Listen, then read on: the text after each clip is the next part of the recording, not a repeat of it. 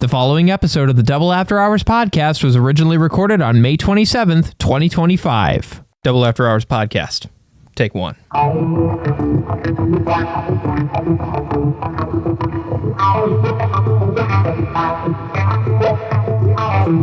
Well, hello, everybody.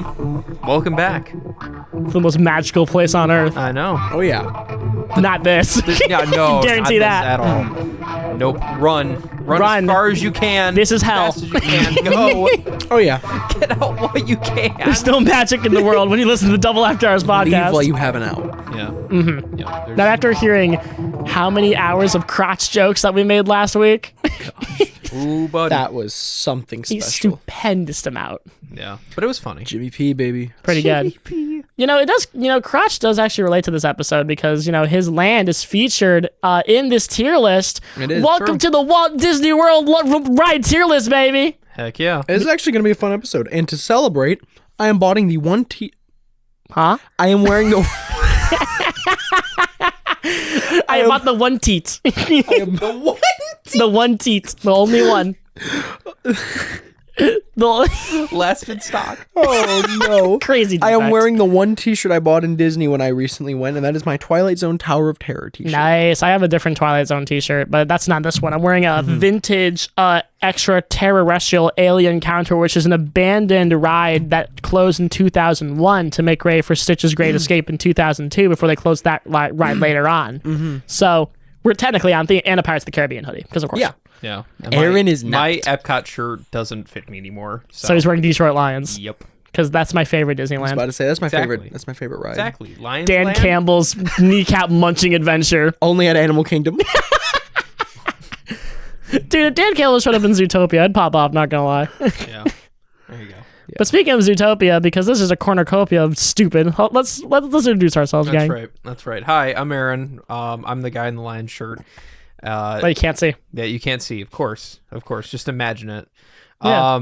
Yeah, I edit. I run the board. I make sure things aren't too loud. Although I can't guarantee anything. Saddy. Sorry for your ears. But that's okay. And we're back in person. We all of us. are! Well, except Shane. Sure. Yeah. He's not here. Sorry, Shade. We'll Yeah. get you next time. I am Brice Guskovict. I'm the cool guy who makes the... What a pitch! I am the cool guy who makes that cool little intro that you heard at the beginning of this You cool episode. Cool cats, you dig it? I'm Charlie. I upload things. I do the socials. I make highlights. I edit the gameplay videos. I do all the graphic designing things and write He's the descriptions. mom of the show. I am. You do the show's taxes? I do. No, thank God I don't. we don't earn income yet to do that. Thank Christ. Yeah, But- we'll get there. Don't worry. Speaking of taxes, Florida has a lot of those, and that Walt Disney World is located in Florida. What a segue, guys! We have the Walt Disney World ride tier list. Now, this has been something we've been thinking about doing all season, really, but we wanted to wait until after March when Brice got back from his Disney World trip, so that way he could fully enjoy. Yes, as well as when Charlie was here in person. Yes, because we wanted this. We knew this had to be an in-person episode to really get it right, because we wanted the energy to be there in the room. So, for context, this tier list basically contains everything that you theoretically could ride or could have ridden at Disney World in the last 2 to 3 years. Yeah. Not every ride that has existed is on this list. Yeah, we're not doing like some 1980s original here. No, we're not, because if we haven't ridden it, that's not fun. I think it's S tier, man. Oh man, I think If It Had Wings was a real S tier dark ride. Really, yeah, see, this is when the Charlie Disney nerd really comes out. But in terms of a couple ground rules, there are a couple different shows on this list, remember correctly, but no stage shows, all screens.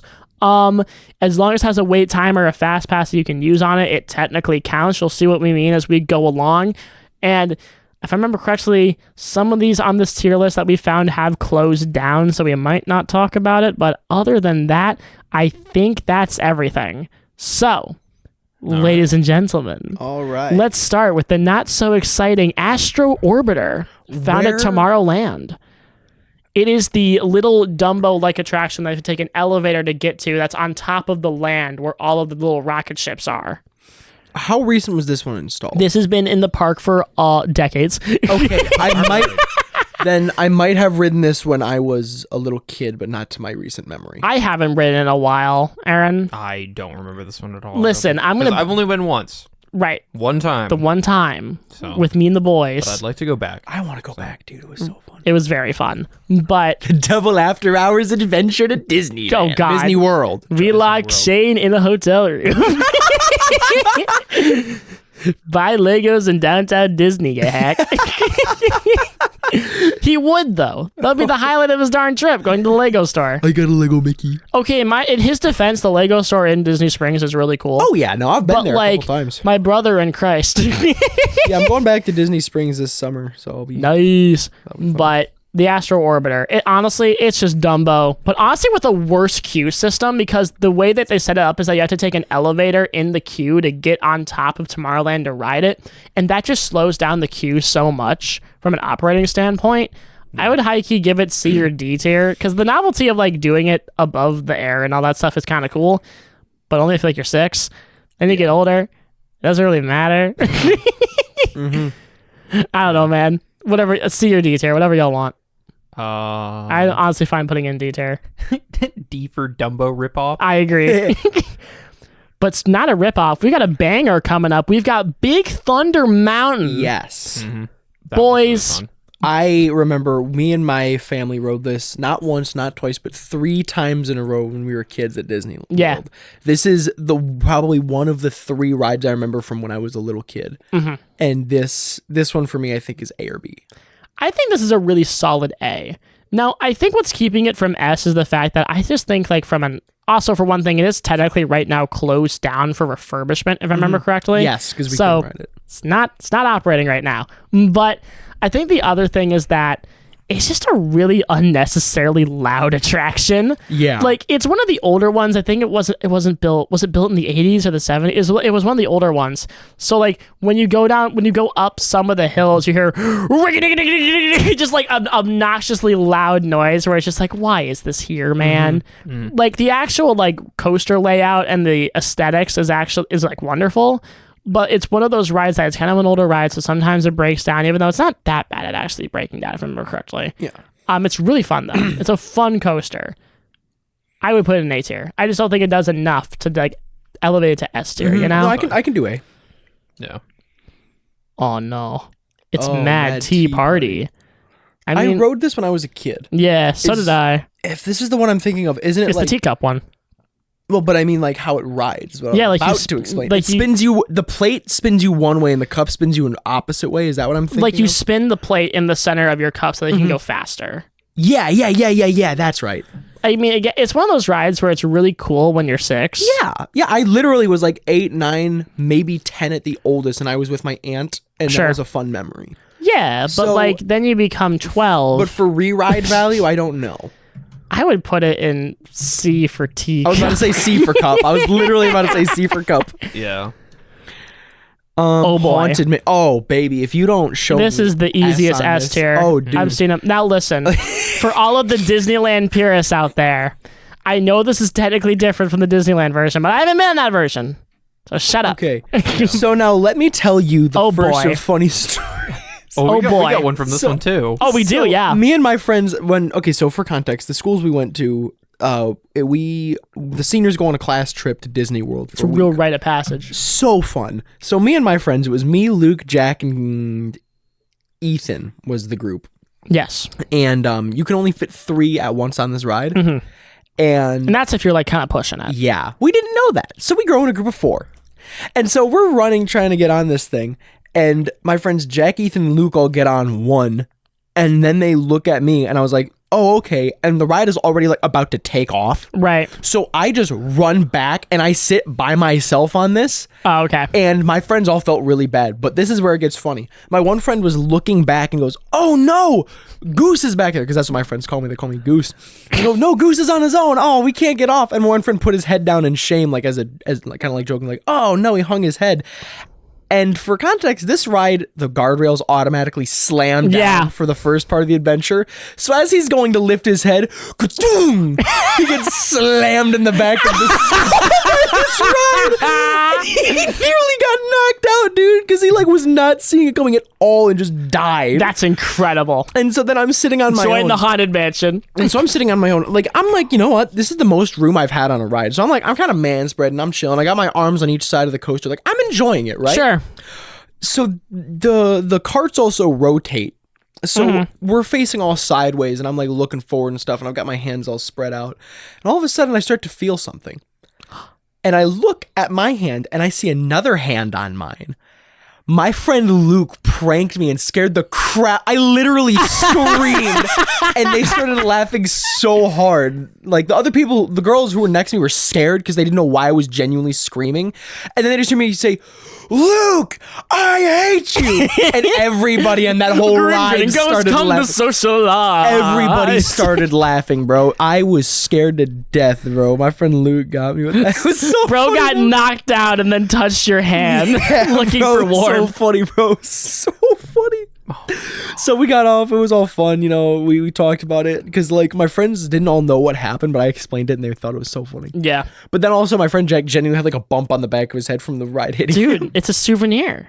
It really is. A memory Oh, does yeah, it last is. a lifetime. Speaking of memories, Aaron, you've got Oh a my big gosh. memory coming up. So I remember this one kept breaking memory, down. Yeah, this is an older ride, and due to the way that money is dispersed at the Disney company right now, things just keep breaking down more often than not. Oh, yes. Yeah, and so I was riding with our friend Alan, and while the ride was breaking down, he was watching Sword Art Online. I hated it. This Disney World's boring. Pulls on Family Guy funny moments just to fill the void. And so I ended up watching it with him because we were stuck on this thing for what, like 5 minutes? It was like 10. It was like like 10. it was a weird amount of time you were stuck.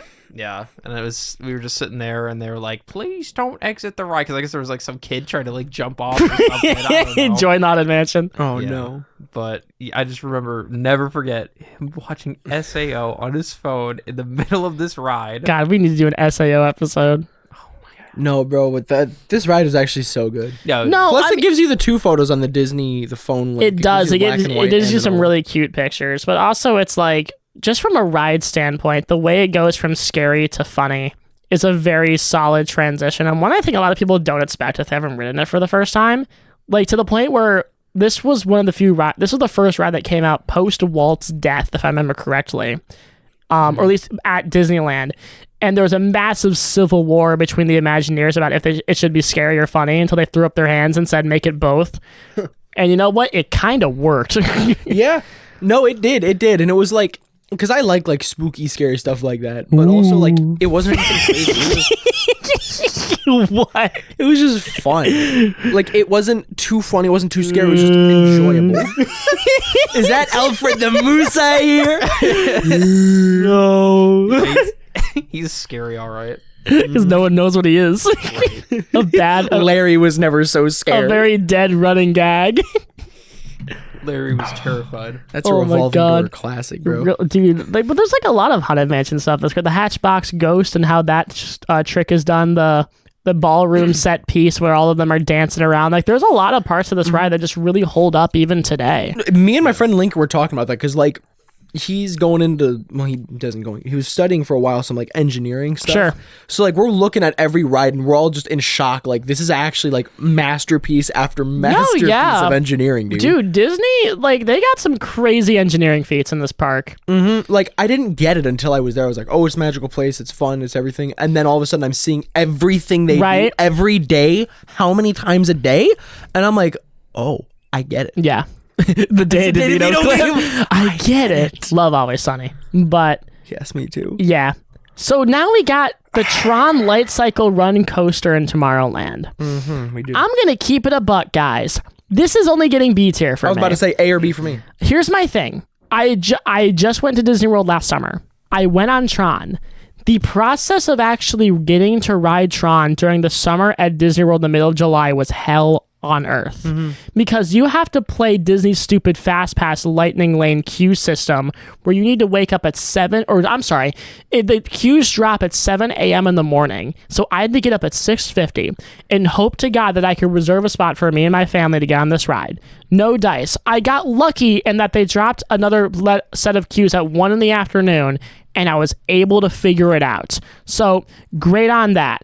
So that process alone is not giving an S tier for me, because if I have to wake up at 7 a.m. for your ride, that's insane to me. Sorry, I love Tron, but shut up. But we actually get in the line, and the line already took an hour after the queue system debacle, right? And the whole time I'm sitting there just like, it's a fine line for what it is. I like it when like they shift the room and like they do like the little flash thing, like, bam, here's the queue actually. It's like, that's really cool. But then you get on the ride, and it's a thrilling coaster. It's got some great G's. It's fast. I love how you're actually in a light cycle. I think that's wonderful. If you like Tron Legacy, I think you'll really like this. The problem is it's only a minute long. Yeah, that was my biggest It's issue. exactly a minute long. My story is a little different from Charlie because we had no fast passes, except for one, but that's a story I'll get to later. So we waited in the whole line, the entire nearly 2 hour long line. And somebody in our class decided to take a bribe to let a group cut in front of us. We were ready to kill her. But What a great friend. regardless, What a We got onto magical the act ride. of friendship. get onto the ride, and nice cereal it was me and my buddy Chili. We were riding together, and my back was just hurting from That's the way that great. this ride goes. And he was just having a great time looking, doing thumbs up everywhere.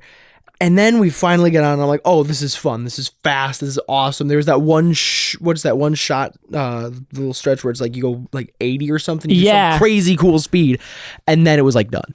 Yeah. And like we stopped, and I was like, you're about to say like, you know, race begin or something, right? And it was like, thank you, please exit the vehicle. And I'm like, oh, that's it. So the 60 seconds, like literally I needed like 45 more seconds, and it would have been like S tier for me. Right. Because if it was 2 minutes even, bro, 2 minutes would have been banger, like 2 dude. minutes would have been wonderful, but the fact that they really leave you hanging like that, and so much, and it it's so ended much on of, an unexpected note as well for me. and because of just how stressful it is just to actually get to ride the thing, it's like I can't put you in S tier. Yeah. I can see an argument for A tier, but that's just not happening for me. I will give it this: it's got a great backing score for the ride. Oh yeah, I bro. love the Tron Legacy score, and music was going seeing for it. that again here was wonderful. But People Mover, S tier. Love the people mover. You better put this in S That's tier. going S tier, of course. Well, yeah, of course. Thank you. Is that like one of those? What were they called? Gondolas? No, it's in Those things? Tomorrowland. It's the little people mover thing that you can use to like tour around the land. It's wonderful. Oh. You sit there and like it's air conditioned, and like for 10 or 15 minutes you're just sitting there hanging out with your buds, looking at all the rides you'll go on. Can't you see that like abandoned island from the people mover? That they have over at Oh, in Disney? Discovery Island that they Yeah. have in Bay Lake. Yeah. You probably could if I'm thinking about the layout correctly, and that's a story for another day. Yeah. But I remember watching a video on that because I got bored. did you know that Disney has an abandoned island? And they have snipers on it. And if the, And they have Richard Nixon. He's in there somehow. you're gonna die. Walt Disney's frozen head is in Discovery Island, where he wanted to be buried. Ignore the fact they didn't make Discovery Island until after he died years later. Ignore that part. I'm Disney theorist Tom. I believe all the crazy conspiracy theories. Did you know that Aerosmith is being shut out of Hollywood studios because they support this cause? No. It's because the contract ended. About to say it's because the contract ended. Okay, Well, I'm theorist. so here's something interesting.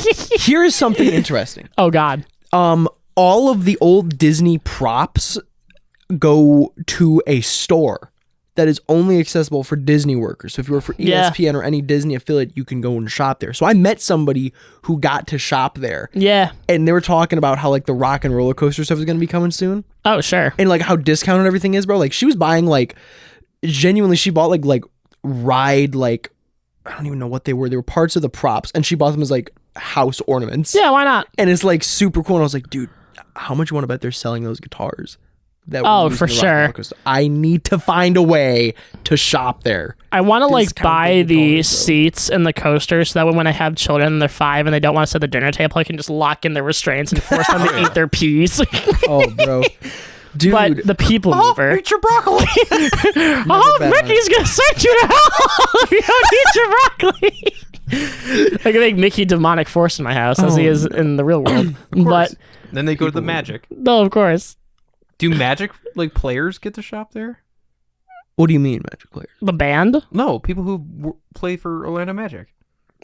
Orlando Magic. No, I don't think so. Probably not. I think you have to work for Disney. So I'm gonna like get like some job as like an ESPN like Analyst. Do Stephen A. Smith. I can't believe it. You're putting People Mover in S tier. Are you out of your mind? Shannon, get him! Shannon, get him!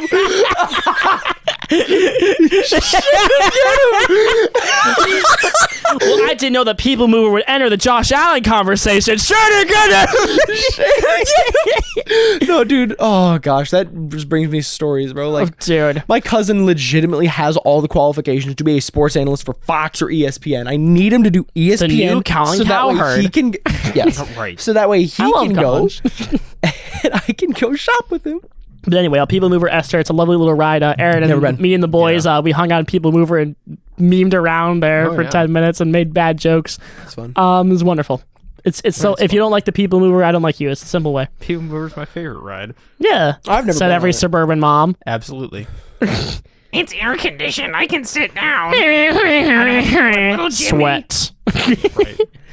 Speaking of sweat, Tomorrowland Speedway. I don't know that I've been on this one either. This is the stupid gas racetrack that they have in the middle of Tomorrowland. Hear me out. C I was about for to say Car. car. C for carbon. I just like, it's one of those things where it's like when you don't drive, it's the coolest thing ever. But then you get like the keys and you're like, all right, whatever. Yeah. It's fine. I can have Tomorrowland Speedway in my own car. Exactly. Oh yes, you can. So we got Yeah, now I can.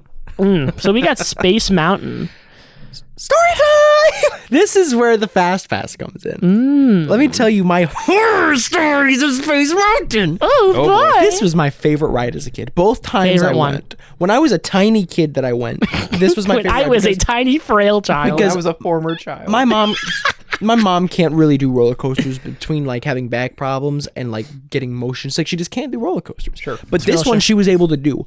So me and my mom went on this multiple times. But in between 2 times of going here, I think we literally went like 5 or 6 times. Oh, wow. Like this was my favorite as a kid.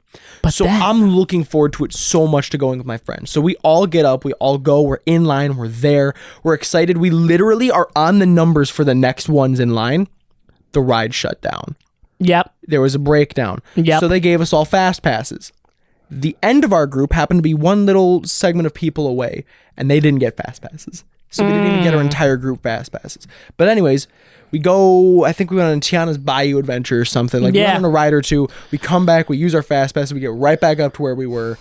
And we get in line, we sit down, we're all excited for it. I'm at the very beginning of the ride, and my 6'3" friend Adam is right behind me, and I look at him like, does this feel a little small? He was like, yeah, a little bit.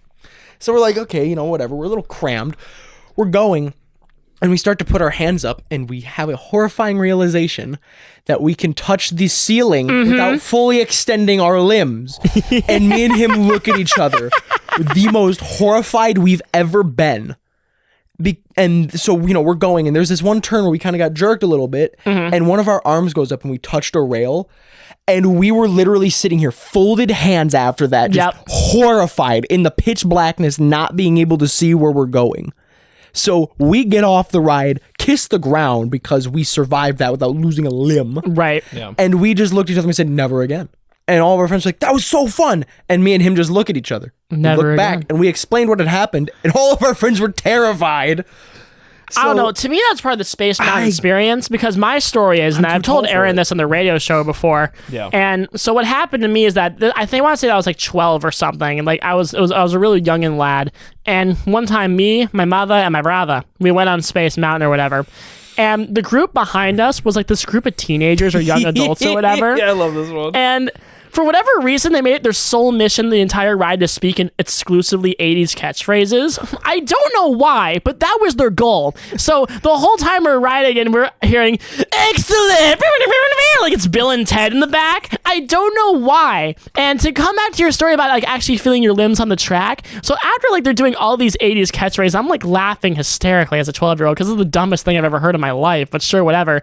I hear, thunk, ow, and the guy who's like 6'3", he hits his head on the rail or something like that. Like it was when we were going slow, so it was fine. But he was just like, oh man, oh, it's too tall. It's like Oh, this. Yeah. This whole ride is like, it's so early Disney in the sense that they were just making this stuff up. And it's one of those roller coasters where I'm like, yeah, it's rickety. Yeah, like it's cramped and you have to like have like your knees out, like you're on like an alpine slide or whatever. But I don't know, man. It's got that vintage Disney charm. That's the other thing I forgot. And also Stitches in the safety video they play in the queue. So that's kind of cool. They had a really cool queue, I will say. That was one of my favorite queues. It's a lovely backing score. I listen to it on my phone sometimes. But just even like the way like it's set up, it's really beautiful. I think it's A tier. I'd say A or B for me, but I can give it A. I think it's better because of my enjoyment as a child, but I will let it fly. I think it's better than and Tron. I also forgot to say, when I was riding it, given how awkwardly my legs were cramped, because I'm a tall man, I am 6'2". I was a little bit crammed in the groin area, and we hit a bump on one of the rickety things, and my hips just went forward into the guardrail. So I just screamed, "Ah, my testicles!" Right in your on the Epcot balls. ride, and I heard all of the girls in my class hysterically laugh, and I got off crippled and terrified. Dude, that is wonderful. Everybody they else hit you had- right in your Epcot balls. Right in the big balls. No. Everybody else had more fun on that ride than me. I don't know. I think that was a peak cinema kind of ride. But anyway. I mean, I'm not opposed to going on it again. I just, of course. Now that I know what I'm in for, at least. Seven Dwarfs Mine Train. Oh my god. This is so freaking mid. This was such a fun ride, dude. I went with my friend Ethan. This is the middest ride. Are you kidding me? Is like I enjoyed it more than Tron. This is more mid than Applebee's, dude. I got to ride this at night with my friend Ethan, and we loved it so much. It was me, Ethan, Luke, and Giovanna, I think. And we just had so much fun. It was nighttime, so it was cool, you know? We just got to coast around and enjoy the ride. And it was actually really fun. I gotta say, I liked it more than Tron. Here's my thing with Seven Dwarfs. My problem is that it's basically just a glorified kiddie coaster. Like, that's all it is. It's It's Barnstormer with better theming. That's all it really is. Like, it's got some cool animatronics in there.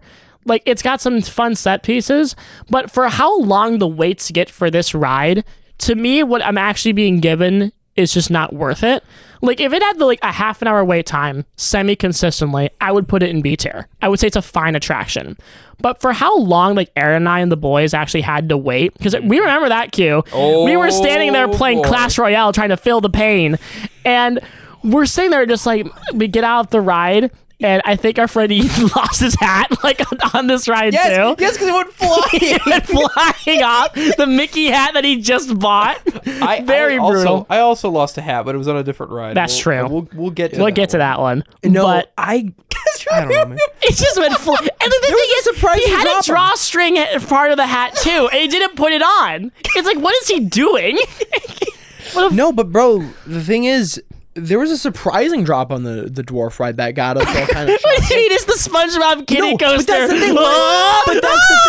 We're expecting that, and we're like, oh shoot, this was a surprising drop for that. So it was fun. We enjoyed it more than we thought we would. I don't know. I gotta say, solid B at the lowest for me, bro. I can't put it in the same league as Tron. I put it above Tron. Nah, dude. Tron was had the most thrilling stuff that Disney But gave it was me. way too short. The mine ride was a perfect length where you felt you were. I will take thrilling, but way too short, than not thrilling and way too long. It wasn't way too long. It was the perfect length. Was the deal. You're describing this ride like Family Guy describing The Godfather. It insists upon itself. Insists upon itself. I don't know, man. Fine, I guess it goes in B tier. Fine. Well, now we got the greatest F tier of all time, Prince Charming's Regal Carousel. It's just a carousel. Yeah. F tier. Move on. Pirates of the Caribbean. This one was S tier. I was about to say. I don't want to hear any of this. I was about to say, I can't go below an A on this. That was so fun. We rode it twice. We rode it once. We at never night. rode it when we went with Aaron and the boys because you guys were like, you didn't like Haunted Mansion that much. And I was like, all right, I guess we won't do Pirates or whatever. Because the thing was, I had never been on this ride. Because I wasn't allowed to watch Pirates of the Caribbean as a kid because it was too Cringe. scary or whatever. But so, we went on this with my class, and my friend Luke is a huge Pirates fan. So was my friend Jack. So we went, and I'm too now, but so, we all went on this, and it was all exciting and everything. And I'd never been on it, and the two people, Jack and Luke, that had been on it, forgot about the drop at the beginning. Yeah. The surprising drop at the beginning. Sploosh. So that happened, and that was actually really fun. And we rode it once at night, so it was really cool because when we got out of the night section of the town, we were still in Pirates Town at night, which was cool. And then the second time was in the day, not as good. But It was one of the most fun rides because it was just calm. No, it didn't smell good at all. Nah, but, dude, I mean, that was immersive. But you expect a I was gonna pirate to that was smell immersive. good. That was immersive. That was immersive. Me when I'm at the dumpster and it smells like crap. It's immersive. No, it was one of the most fun rides. Feel the cheese.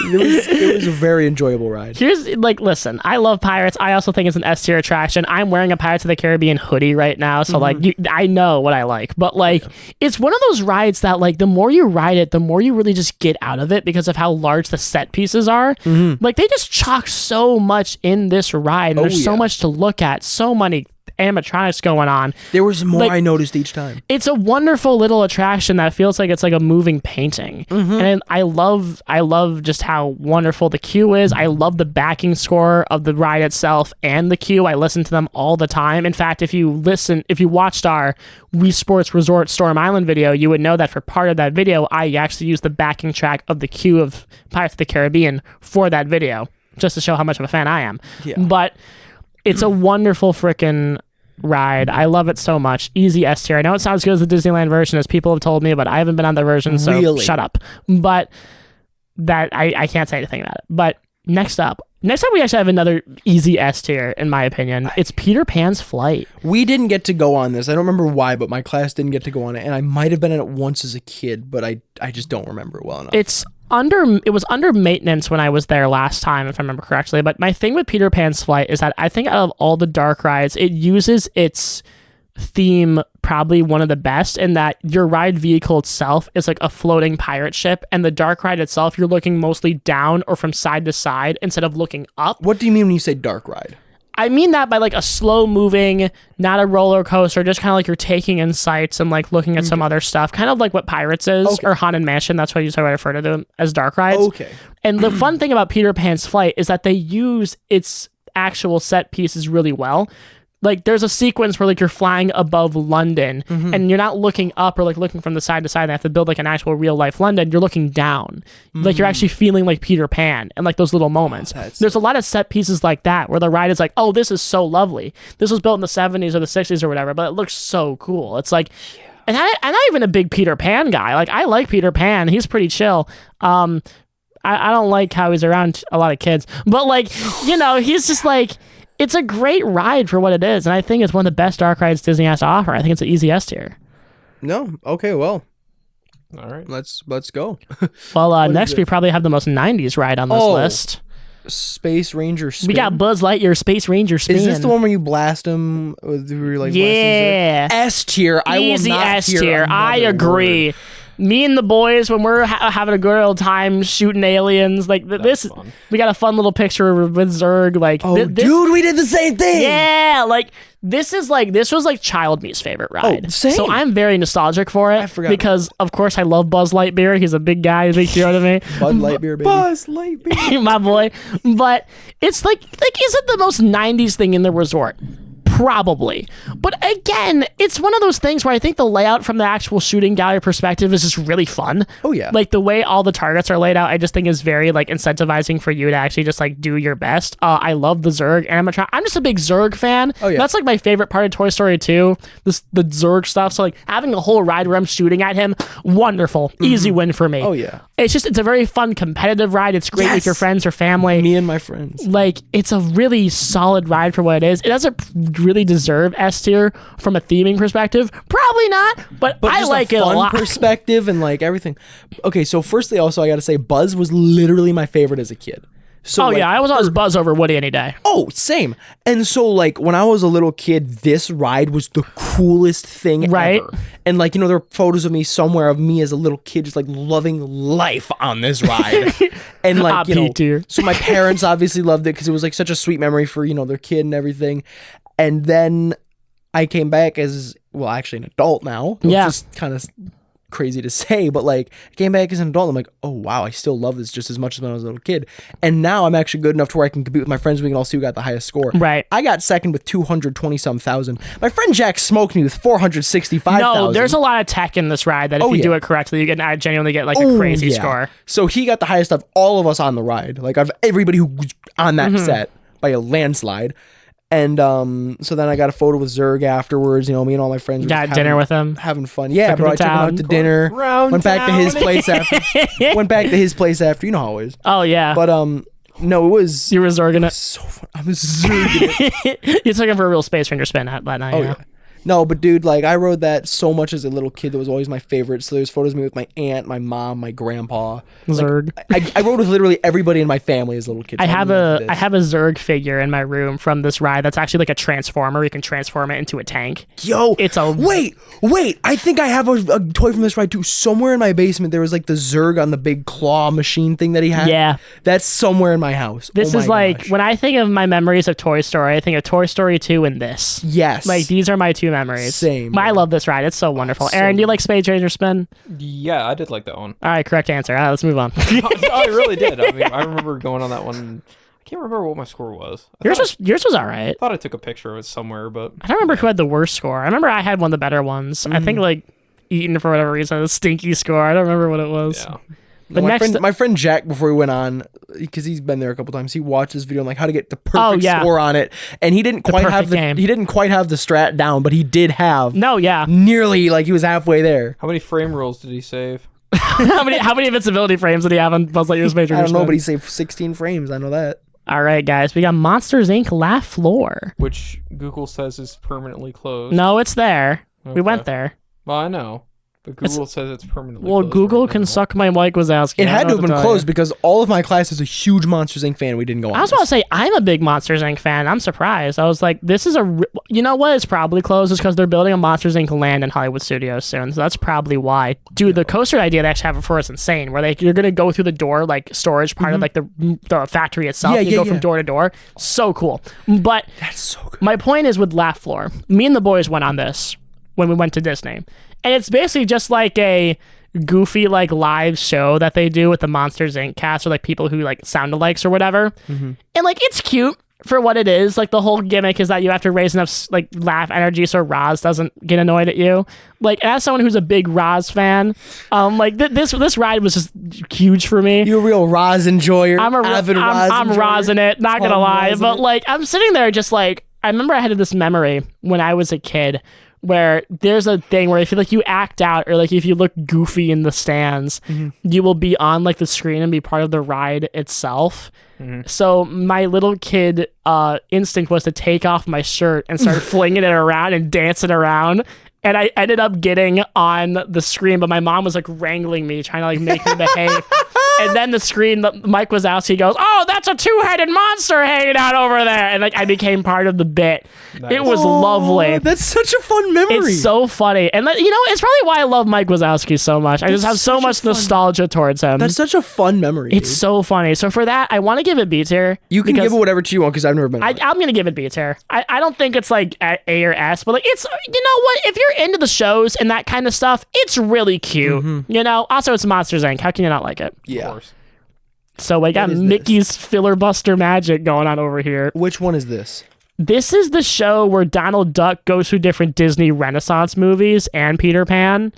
We never went on it when we Yeah, were that's there. why I'm saying I don't remember. I never this. went on this. I've been on it, but it's been a really long time. Listen, I'm a big Donald Duck fan. I don't know how you can't be. Oh, same. And a lot of this ride is just watching Donald screw up and honestly peak cinema. But it's like C tier. Like, I think Laugh Floor is better, but like it's cute for what it is. Not a bad ride, just more of it's a live screen show. It serves its purpose. Not as technically impressive as other things. Okay. This next one I know I've never been on. So we got them. We didn't go to this one. Many Adventures of Winnie the Poop. So fun fact about this ride. I have another story. So, guys, when I was a wee lad, I was a big Winnie the Pooh enjoyer. How could you not be, right? I wasn't. And when I walked around my house, it was red shirt, no pants. I don't know what to tell you, but but. The thing about this ride is that anyone who knows their Winnie the Pooh lore is a massive Poohologist, is that they know that one of the big villains of the series are the Pants? my brain was gonna say the opposite of Charlie Hebdo, like the Ted joke. I don't know why, but my point is that the Heffalumps and the Woozles, for anyone who's seen the original Winnie the Pooh movie, some of the other stuff too, where Winnie has the dream sequence where the Heffalumps and the Woozles are messing with him. they make an appearance in this ride. And as a kid, I was like, I want to go in Winnie the Pooh. I want to go in the Winnie the Pooh. And I was like, all right, we're going to go in Winnie the Pooh. And we get to the section where the Heffalumps show up, and little kid me pissed his pants. He was terrified. And I've never been on the ride since. Oh. Not because I'm actually scared of it, but because whenever I suggest going on it, my mom's like, no, we're scared. No. And I'm like, I guess we're not going on it. Okay. So I'm sensing a need for the boys trip. I'm sensing the need for Pooh Tier because I think that's where this needs to go. But B Tier, no, I think it's a good ride. I think it's valid. Okay. What is this? It's the magic carpets of Aladdin. Okay, fun It's story. Dumbo with carpet and Fun bad story. paint. I missed this and the aerial ride because I overslept. Dang. In all fairness, I also was fighting off a sinus infection while I was in Disney. And my Walk it off. other friend who I was rooming You got a with, whole park to walk it the off. other Figure friend it who I out. was rooming with actually had one of the worst sun poisonings any of us had ever Sun seen. poisonings? Yeah. What do I do? Like spike your green tea? Like what the frig happened? It's where you have you never heard of that sun poisoning? No. It's where you get so sunburned you're physically actually like sick over it and like Okay, that makes sense. so my friend was he's White? he's a ginger, so he's like Well, he that's bakes- problem one. Yeah, so he bakes like super freaking quickly. He put on a bunch of sunscreen, didn't do crap. He went to Blizzard Beach, that cooked him. So while I was fighting a sinus infection, he was fighting that. So while I was sleeping, he was just laying in a freezing cold bath trying to like cool off. It didn't help. So anyways, we got there after they did Aladdin and the carpets, and we went back on Pirates. But all that to say, I've never been on this ride. So here's the fun fact about Magic Carpets of Aladdin. It's Dumbo with an Aladdin skin. That's really all it is. Except it does have a really fun gimmick where if you position the carpet correctly, one of like the floating or like one of the camel statues can spit water at you if you time it correctly. That's cool. That's pretty fun. And honestly, guys, I'm a big Aladdin fan. That's one of my favorite Disney movies of all time. It's on the wall. It is on the wall. So, listen, I can't in good conscience give it higher than C tier just from a technical perspective, but it is pretty fun. In my opinion, it's better Dumbo, which I know is a crazy take to say, but listen, one's got an elephant that I don't care about, and one has the genie. I don't know what you want from me. One has Robin Williams and one doesn't. Hey, I'm dead. Poor guy. Rest in peace. Rest in peace, Robin Williams. So are we putting this? C tier. Okay. C for Aladdin. C for carpet. Yeah, of course. Squidward's Tiki Land. It's the enchanted Michael Squidward. Hoo, cheeky. It's the enchanted tiki room. Listen, guys, I don't make the rules. A tier. Never been. Here's the fun. All right, here's the fun fact about Enchanted Tiki Room. It's like a vaudeville Vegas show, but in Disney World. And the whole time, these stupid talking birds are singing and making jokes at you. It's really weird, but it's endlessly charming. I don't make the rules. Walt Disney had to make so much new technology to make these birds work that I'm just like, you know what? I gotta respect the hustle at this point. I think it's a really cute stage show. I think it's like honestly something that a lot of people unfortunately skip when they go to Disney World, but I just think it's so fun. It has such a distinct vibe. It deserves A tier. Yeah. Okay. No, I get that. It's time for peak cinema. What is this? It's time for the god of sex, the carousel of progress, Which one is this? the god of air conditioning.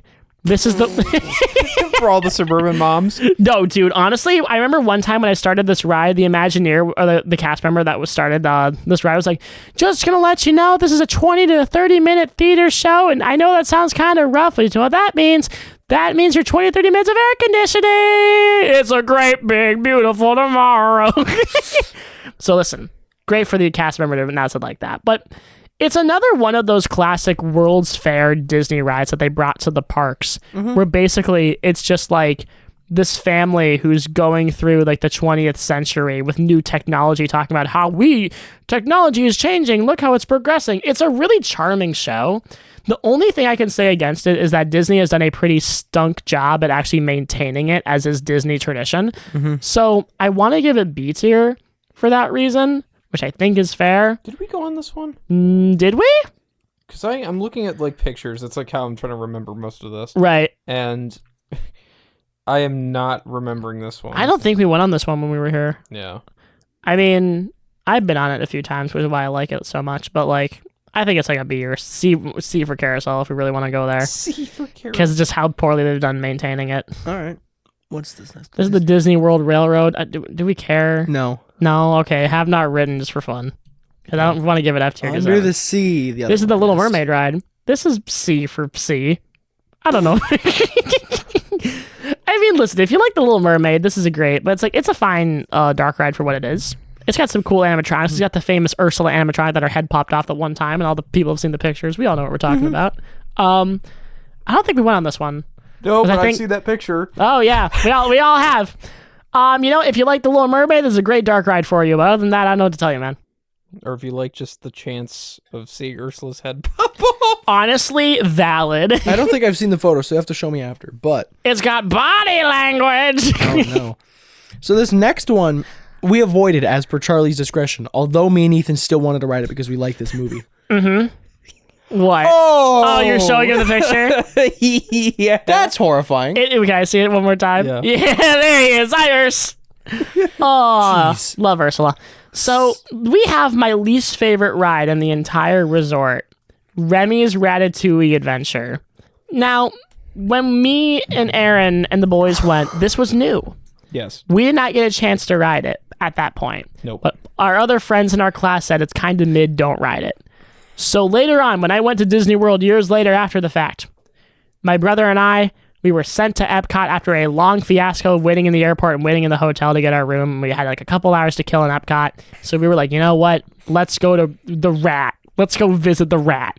So Other rat. Let's go visit. Let's go. Not the mouse. That's not Michael Rodent. We're visiting Remy Rat. Everyone knows. Yes. So we go to Epcot. We go to the area where this new ride was built, and it's kind of, like, the queue is kind of charming because they're playing Le Festine from Ratatouille. Yeah. And like Ratatouille is one of my favorite Pixar movies. It's a lovely movie. I love Brad Bird so much. So part of me was like intrigued. So we go on the ride. And it's just so aggressively mid. Because here's how I'm gonna lay it out for you.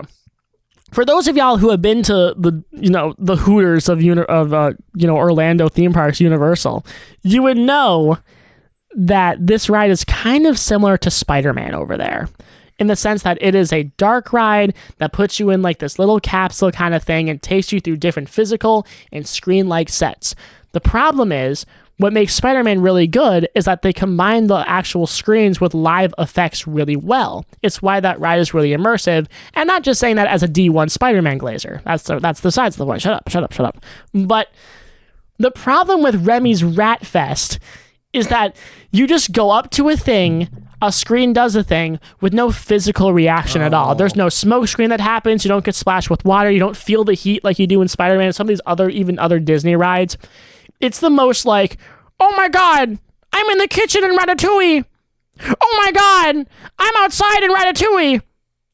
The ride ends. Yeah. It's like the most jingling keys like ride out there. I think it's like a D tier ride. I remember because for those of y'all who know your after hours lore, Charlie did a solo video where he talked about his Disney rides, and I gave this a 0 out of 10.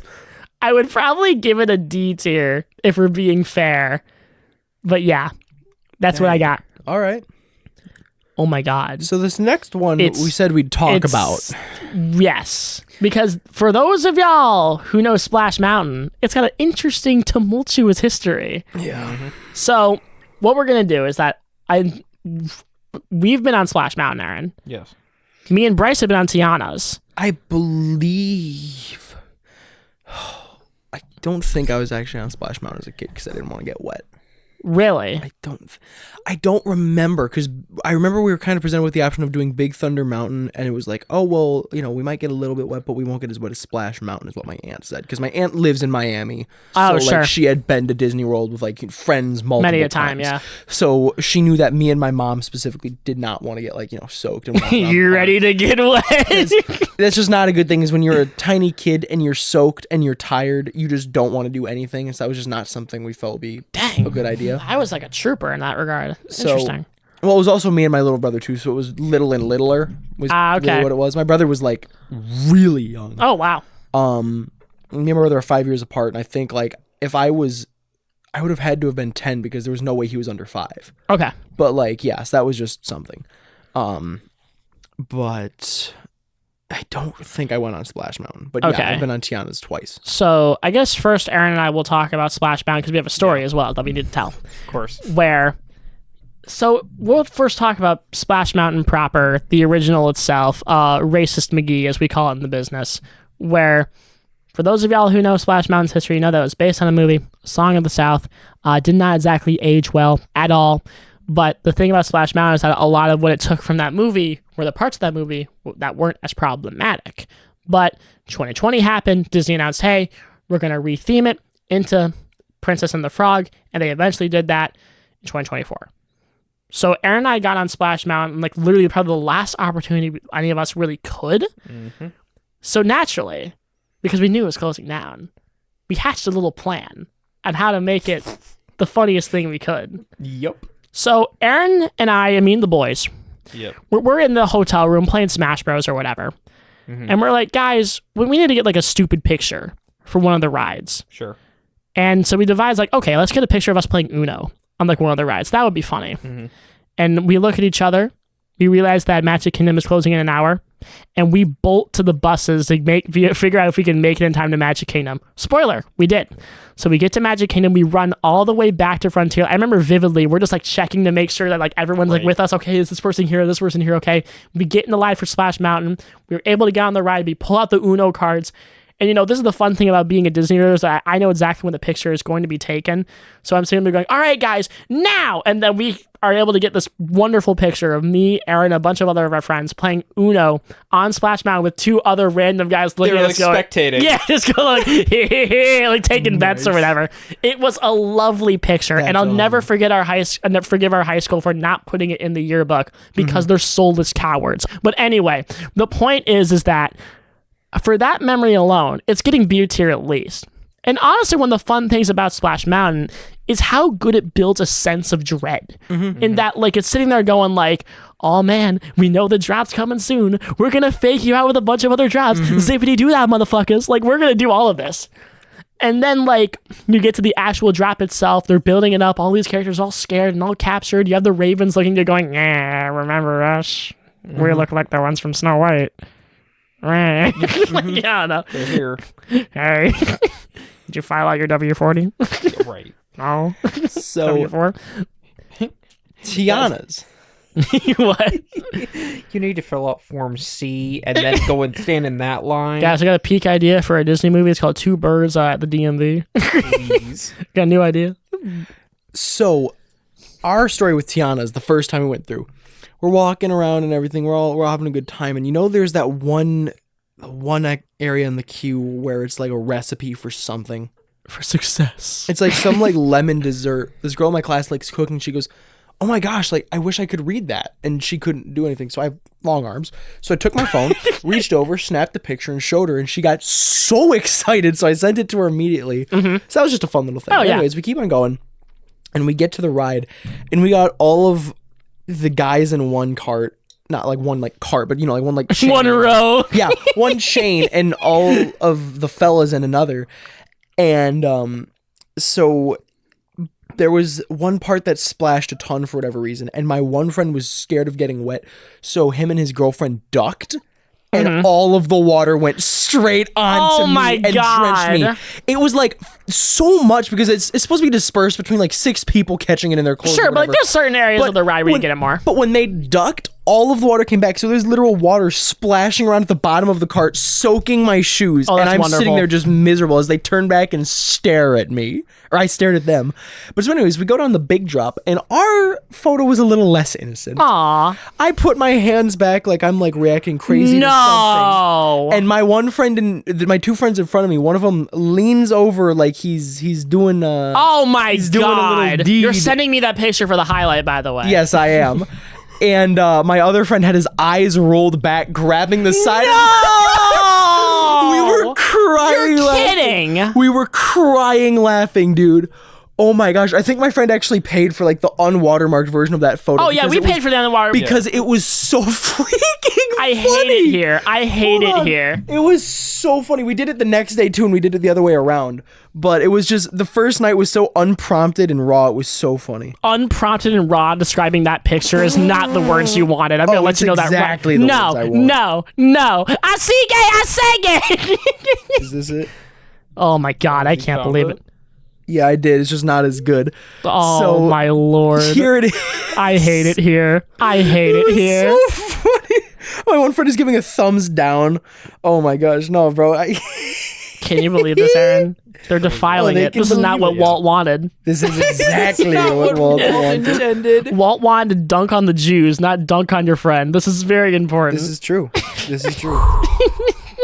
Anyways, I gotta say this is A or B for me. I think, okay, if we're counting Tiana, because I think that's what we're going to do, because I love the Tiana version of this ride too. I actually think in some areas it's better than Splash Mountain. So but I kind of loop it in all the same to me because there's drawbacks and there's strengths to it. And that's just because, you know, like, I think Princess of the Frog is a pretty baller movie. It's got a pretty great soundtrack. Like, I knew I was in for a good ride when I entered the queue and they were just playing jazz at me. Yeah. I was like, oh my God, yes. I love jazz. I'm a big jazz guy. So I think for that, I think it's good. Honestly, show me A tier. Yeah, A tier. Yeah. I can do that. Plus the memories that you can make on this Oh God, ride, yeah. the This photos. is a classic.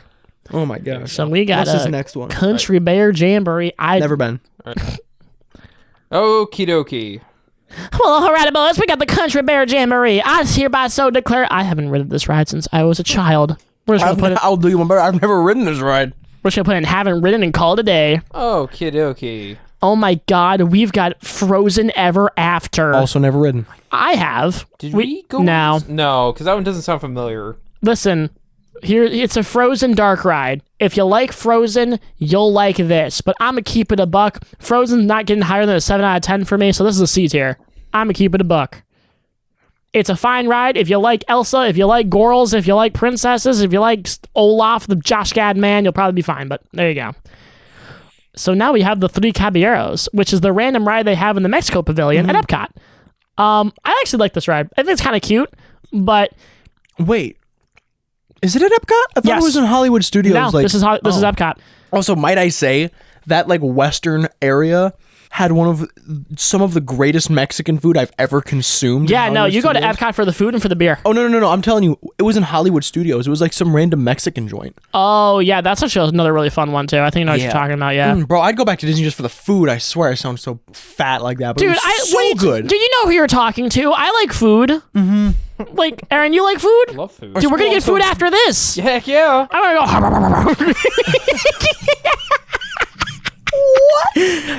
That's the noise I make when I'm eating. That's true. I sound like Richard Nixon. Everyone knows. No, dude.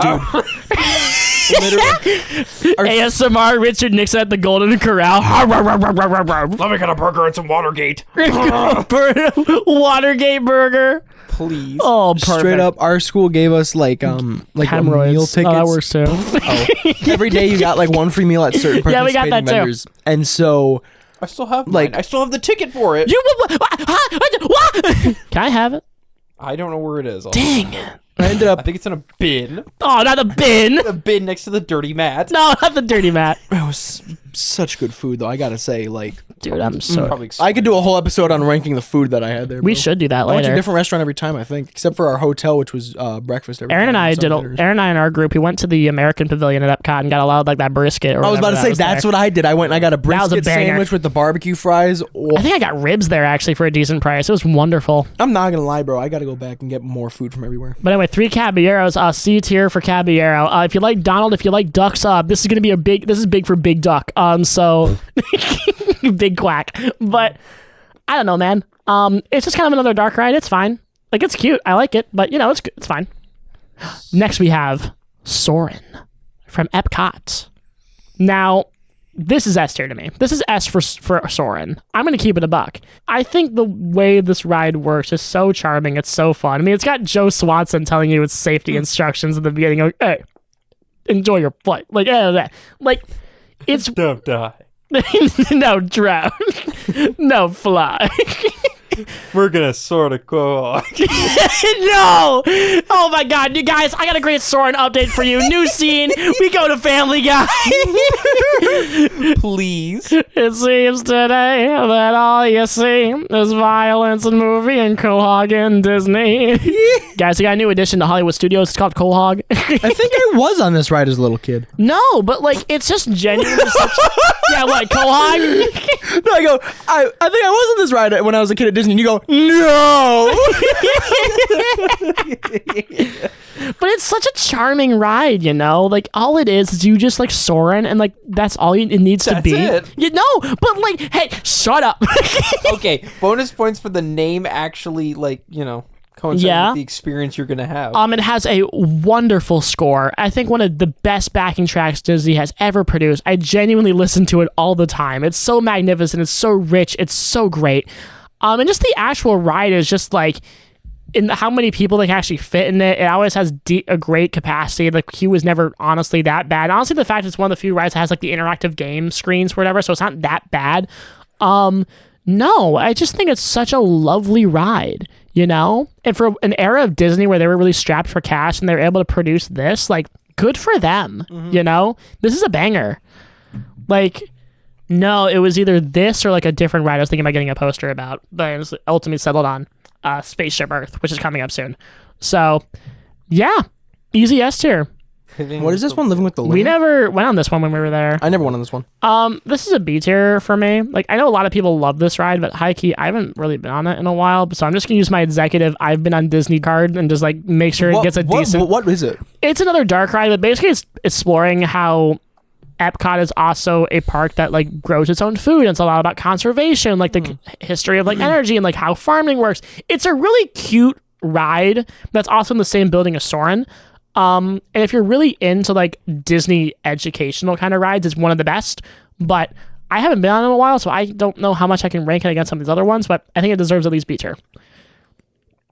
Next, we got The Seas with Nemo and Friends. Never been. I didn't like Finding Nemo as a kid, so I never went when I was. What? You didn't like Finding Nemo? No, I didn't. What? Why? I don't know. I just did not like it as a kid. You looked at Ellen DeGeneres and said no thanks. Yeah, definitely. As did most of Hollywood. What? Oh, Ellen Degenerate. Ellen DeGeneres, as I called her when I was 12. But I think we went on this ride. Yes, we did. When we were at Epcot, and I think Wasn't that the one where you like had to climb into it, and it's like you're just like there? I mean, you're thinking a clamshell, like we were riding on Is that a different one I'm thinking of? Maybe. I don't know. So, maybe this is just Aaron's cool bad memory, TM. which I probably need to get looked at. I really need to. There you go. So, I just remember we were like had to climb into it. It was like a submarine, and then like you went around and like Was it? you saw like certain. It wasn't a like, submarine. Not that. You're thinking of a ride in Disneyland, I'm pretty sure. But I've never been to Disneyland. No, I know, and that's why I'm confused. Yeah, like, what are you thinking this was of? Disney World. We went on this ride. I remember it. It was, No, this is the second. Epcot. This is the second ride we went on. Yeah. We went on Soarin' first, and then we did this. Let me look at a picture. Hang on. Hold on, big Aaron memory really jump need to get coming that up. looked at. Jump to Lightspeed. We're gonna figure this out. Okay, what's this one called? The Seas. The Seas with Nemo and Friends. Dude, Nemo's got too many friends. He doesn't know them. He really He's did. a didn't like child. him. Listen, when I watch Nemo, I'm there for Crush. I'm gonna keep it a buck. He's Okay, my boy. I do remember this. I remember like walking around and like you. It had a very dark queue. Yeah, and then you could like see all this cool stuff. But I remember something about getting into something, and it like you went on a little like tour. Are you thinking of Avatar? Because we went on motorcycle things for the Banshees for that. No, because the Avatar thing was like the big screen. Are you thinking of Star Wars? Are you thinking No, of like? it was not Star Wars. It was something aquatic related. I have no idea what you're thinking of. Maybe this is just. I think you're just genuinely tripping balls, I think dude. I am tripping balls. Are you thinking of Navi River Journey? Are you thinking of that? Because that was like another log flume thing that we did. River Journey. I'm like determined to. I Find want out Aaron what to play the like frick this Jeopardy, one like is. do do do do do do backing music. Well, Yeah. that's an act. That I know I jokingly say future Aaron put this in, but this one I do genuinely this want one- like yeah. questioning Yes, royal please. like license free like questioning track. No, this is not it. No. What are no. you talking This was like about? something you got into. It was like a submarine.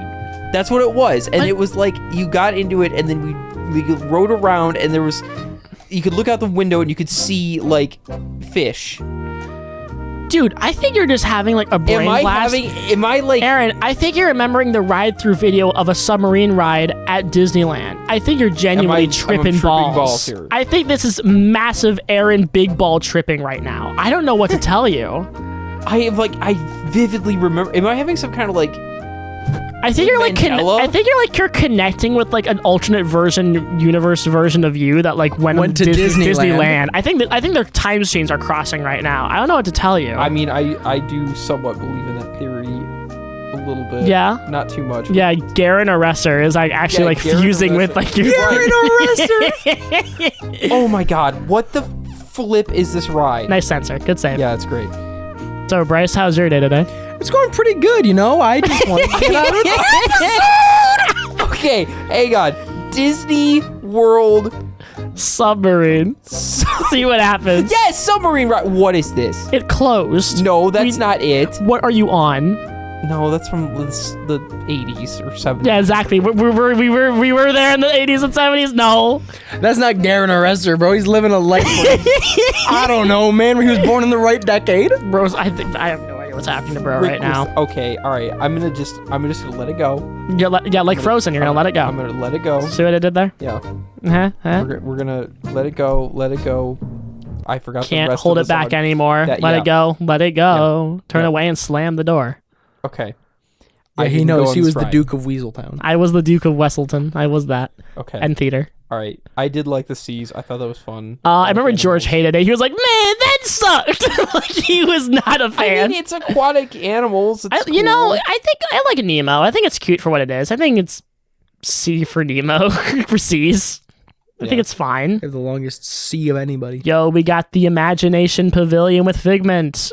We never went on this one. I've never been on this one. I've been on this one. I'm going to keep it a buck. D tier. It's right. not as good as it used to be in the 80s. Test Track.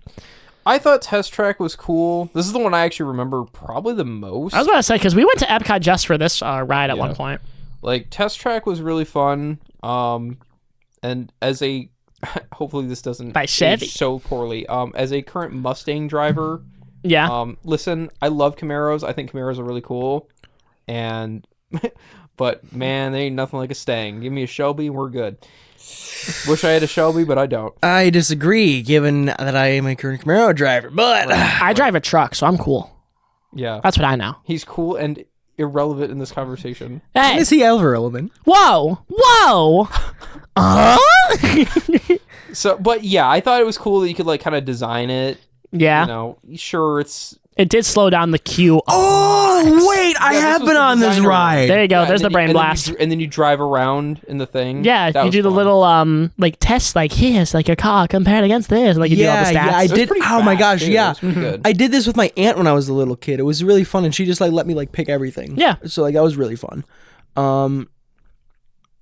Oh my gosh, I don't remember the actual ride as much as I do remember designing the car, which I thought I was think so cool. the thing for me is like I actually kind of like there's a lot of argument between this is technically what we're talking about is Test Track 2.0, as there's a different version of it that was 1.0 that I have been on when I was a really young kid, but I don't remember it at all. So we're just gonna talk about 2.0. But the And thing 2.0 was the one we went on. yes, Okay. and the thing that people always talk about with 2.0 is that it has a really boring like aesthetic of futuristic Chevy, the future is now kind of thing. And it's like, It was cool seeing concept cars. oh, don't get me wrong. It's like, listen, I am not horny for cars at all. Like, if you're into like the motors, like, because you know we're in Detroit, the cars are just kind of a big deal around here, as I've told people. And I'm gonna keep it a buck, guys. Cars do not get my rocks off that much. So like, it's just personally like, I'm more in this for the actual like ride layout and like the thrills. And like, hey, you go fast here, but that makes me happy. I'm a simple man. I like going fast.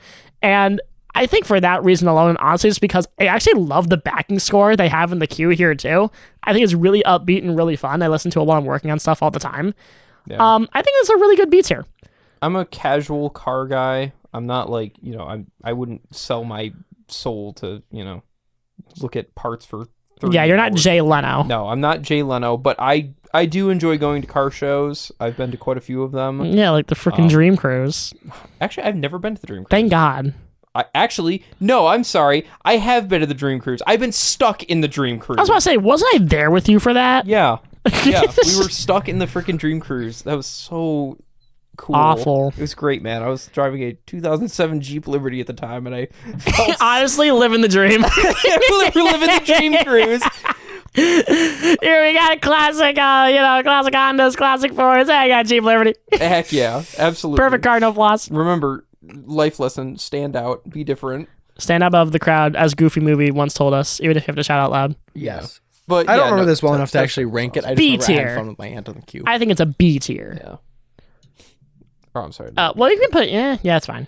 B tier. It wasn't Splash Mountain. Yeah. Like the car designing was cool. It was cool. It seeing just the slows down the cars, queue but- so much. Right. I would just put it in B. That's So guys, we got Mission Space.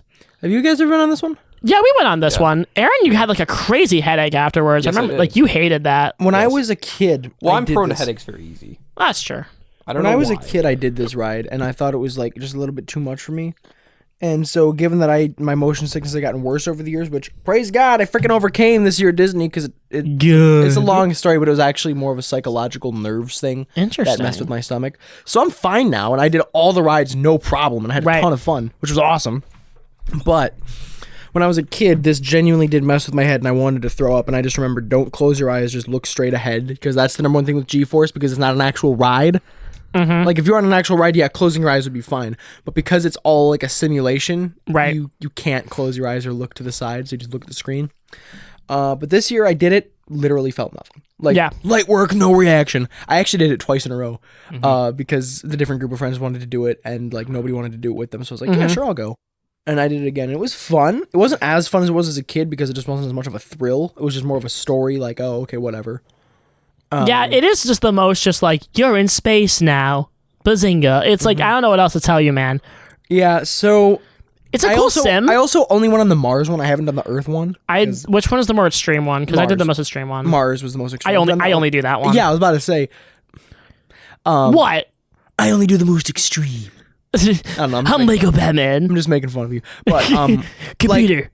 like if I didn't like get much of a thrill out of the Mars one, I would not get a thrill out of the Earth one at all. I liked it. Unless for- it was like a different like story or like Sure. different type of something. Like I don't know. I might do it next time I'm there, but probably not. I like Mission Space for what it is. I know a lot of people hate it because the ride it replaced Horizons is like an Epcot classic that just like got totally dunked on because Disney management was like, oh, well, you know, the land Horizon was actually on was sinking, so they had to replace it. Fun fact, that's a fun bit of Epcot history. But I think Mission Space for what it is, not judging against that, it's a B tier. Like, I enjoy it. I could give it B. Yeah. I think it's fun for what it is. I like Sims for what they are, but I do agree the lack of some kind of grand story and just the Mars mission, which is the most extreme version, just not doing much for me, does kind of hold it back. Yeah. But guys, we've got Spaceship Earth. The Never been, heard it was Epcot boring. flag. You whore. Who told you? Everybody that I was with when we were going in Disney this Well, year. I'm sorry that you're filled with losers. Yeah, you missed out. That one was really cool. Yeah, I was about to say, this is peak Right? Epcot right here. Isn't that the one that's in the ball? Yes. Yes, This is peak Epcot right I here. heard nothing but that it was boring. Aaron, you love this ride. I did. Speaketh. It's mostly the immersion for me. You know how it's like pitch black. You get all these cool lights. You get the story and everything. I don't know. I thought the it was history really, of the world and how communication works. Like, I thought that was really neat.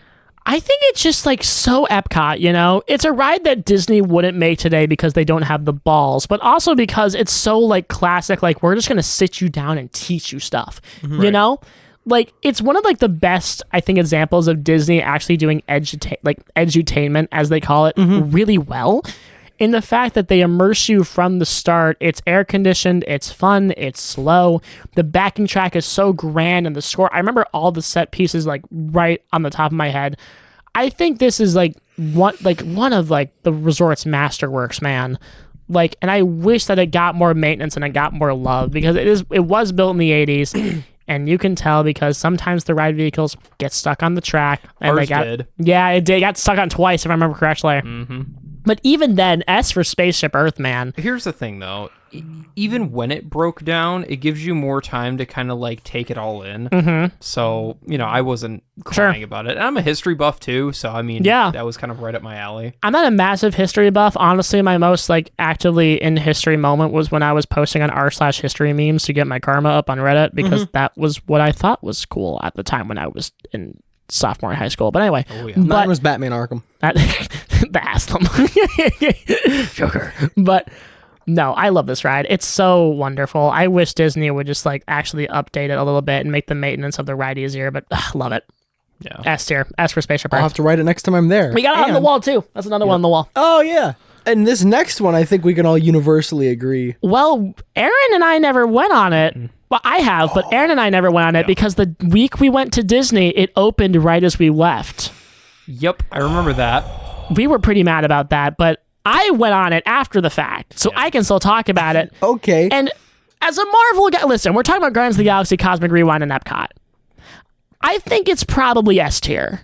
Absolutely. It had Terry Crews. My only thing against it is same with Tron. The actual process of getting on the ride is a pain in the tuchus when they do their stupid queue system. Yeah, the queue for this one is the one downfall. It's a bad queue. Like it's really it was uninspired. Cool to look at. It was cool to look at, and it had all of the different Nova Corps outfits, which I thought was really No, and cool. again, I'm a Marvel shill, so like seeing anything from James Gunn's masterclass Guardians of the Galaxy was like therapeutic for me because it's like I love James Gunn and his work so much. But my other thing against it is that you can tell that James Gunn did not write this ride. Yeah. Because when you hear the Guardian speak, you go, ho ho, that's corporate. It's really bad. No, so this ride, the first day we went, we were blessed with a barely 1 hour wait time, That's pretty good for this ride. which was insane. We don't know how we managed that, but we did, and we got our whole class to go, including Jeremy, our good friend from Whiplash, who has horrible motion sickness and is afraid of roller coasters. Good.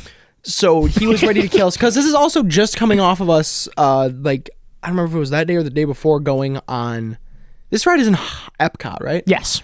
The day of or the day before we went on the Rock and Roller Coaster, which we convinced him wasn't that bad, and the entire You time, convinced him Rocket Roller Coaster wasn't that bad. I didn't That's do so it. My friend mean. Luke did. I said, like, I remember I thought it went upside down once, and it was like, you know, just fast. Our friend Luke told me it was like completely straight and flat. Oh. So Jeremy went on it, and Oh. the moment we start, our friend Jeremy just screams, "F you, Luke!" And we're dying laughing on the ride. But anyway, so that was, you know, a story that I, you know, meant to save for Rock and Roller Coaster. But Fair enough. Over here now. so Cosmic Rewind, I went on this twice. The next day we also went. Yeah. This was one of the most fun rides I've ever been on. Oh, yeah. It was awesome. Yeah, I felt it could have been a little bit longer, but also the soundtrack. Oh, I going thought on the length was fine, actually. I just wish they would add a little bit more to the music. If you showed me this with I Was Made for Loving You by Kiss playing, Yeah. this ride would be an S+, like SS+. It's one of those rides where I'm like, because the whole gimmick is that when you get to the actual coaster part of the ride, because one half dark ride, one half coaster, which is really cool. When you actually get to the coaster part, it starts blasting classic music at you. Like, I got Sweet Emotion by Aerosmith. We got when I that did one mine. Flock of Seagulls song the first time we went. Yeah. And I honestly, my only thing is that I would love to hear Rubber Band Man while I was on this ride. I feel like that would be great. But also because, again, it's like even Guardians kind of at its like more corporate level is still a lovely time in the fact that you're still like with like the kooky, you know, Star-Lord and Drax and Groot and all these fun little guys, and Terry Crews is yelling at you. I remember when I was in the queue for this ride and they had the bit where Terry Crews is like going, Epcotians, Epcoters, what do they call citizens of Epcot? And this one Disney adult in my group yells, alcoholics, to the whole field. And everyone starts crying, laughing, because you know what? That is what Epcotians are. Yeah. But I don't know, man. I just think this is a really fun coaster by Disney standards. So like, much I think this is fun. better than Rock and Roller Coaster. That's my take. Yeah, no, I agree. And that's But- probably the Marvel shell in me speaking. But this coaster was just so much fun. And then the next day we went on it and the ride broke down and we didn't get a fast pass. So we had Yeah. to wait for like 3 total hours to get on this ride the next day. But it was still just as fun. The other half of our group got to go. Right. And afterwards we went outside and Star-Lord was there. And we only were missing one of our Marvel Rivals friends from our class. Aw, darn. And he was the one who actually main Star-Lord. Oh, no. So it was me and my friend Sophia. Legendary! Me and my friend Sophia took photos, and the whole time we're just going, Star-Lord, Star-Lord, it's Star-Lord, guys. Puddle Strange. No, but so we had a lot of fun. That was an awesome memory. No, I love this ride. I went on this with my family, and this was like, I took my dad and my brother and my mom on it. My dad looks at me and goes, this was a good ride, son. Good job for like planning this. I swear to you, my dad would say the exact same thing when we got on. And like my dad's like likes roller coasters a lot, so I was like, oh, it's Mine like this is, too. and it's like it's just like I have a nice family memory with this ride too, and I was really Nice, happy nice. about it. And I'm Nice. just like, does it belong at Epcot? Probably not, but you know what? S tier. Yeah, I was thinking it should be in Hollywood, but it's still S tier easily. Now next up, we got the Goofy Coaster, the Barnstormer. Never been. It's okay. Never been. It's like a simple like, gosh, I'm on a roller coaster. Yuck. Where's my taxes? Like it's fine for what it is. Like, Where's my W-2? dude, Goofy paying the W-2. I'd watch that movie. Oh, yeah. An ultimate Goofy movie. Goofy has to ratify with his massive debt. But Extremely goofy taxes. Disney, I'm giving you great ideas here. But, you know, it's C. I think it's C. It's not bad. It's just like it's another kids coaster. It's a good kids coaster, but like it's fine. Oh, Rock and Roller Coaster. This is Bryce's favorite ride. S tier. I agree. Favorite roller coaster of my life. It's such a fun coaster. I had more fun in the sense of like, you know, spinning around and everything on the Guardians of the Galaxy, but just for like the fact, me and my friend were the front row. Me and my friend Ethan, we went on this, and the entire time we're going by, I just hear my friend Ethan yell, "Goose is a rock star! This guy right here is a rock star!" Gosh dang it. It was so fun though, but The only negative I have against this ride, it probably has the worst queue in Hollywood studios. It's pretty bad. Half of it, if it's a long wait, is out in the sun. Yeah, and then the indoors part isn't even that cool until you see the studio with all the until you see expensive Aerosmith guitars. going, "Oh my God, it's you! Get in the van, you!" It's like that part's cool, but the actual coaster itself, the actual aura and energy of the you going into the back lots and then how dirty and junk. I love that. That's That such was really 90s cool, Disney. yeah. And I loved it. And you just get blasted off, and you're having an Aerosmith or a classic song just blast at you while you're on the. Yeah. Hearing Sweet Emotion on this ride too is also great. I love Aerosmith. This ride honestly makes me an Aerosmith fan. When I got off this ride, my very first time riding it as a kid, Kings and Queens was blasting, which I thought was really cool. That's one of my favorite Aerosmith songs. But this time, I don't remember the songs we got, but it wasn't any of my favorites necessarily. It was just more of their hits.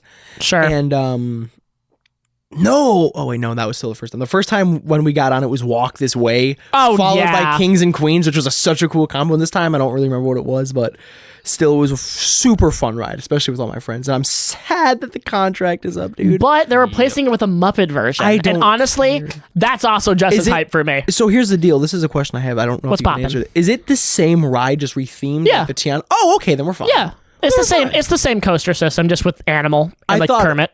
Oh, that's gonna be cool. Honestly, I'm so excited for that because you all know me. I love the Muppets, so it's I'm living. But Aaron, don't you have a story with this ride? I do have a story with this ride. So it's actually I have a few of them. That's right, you do. So first and foremost, I am not a big upside down ride kind of guy. I don't know. I'm just not a big fan of them. They make me a little bit sick.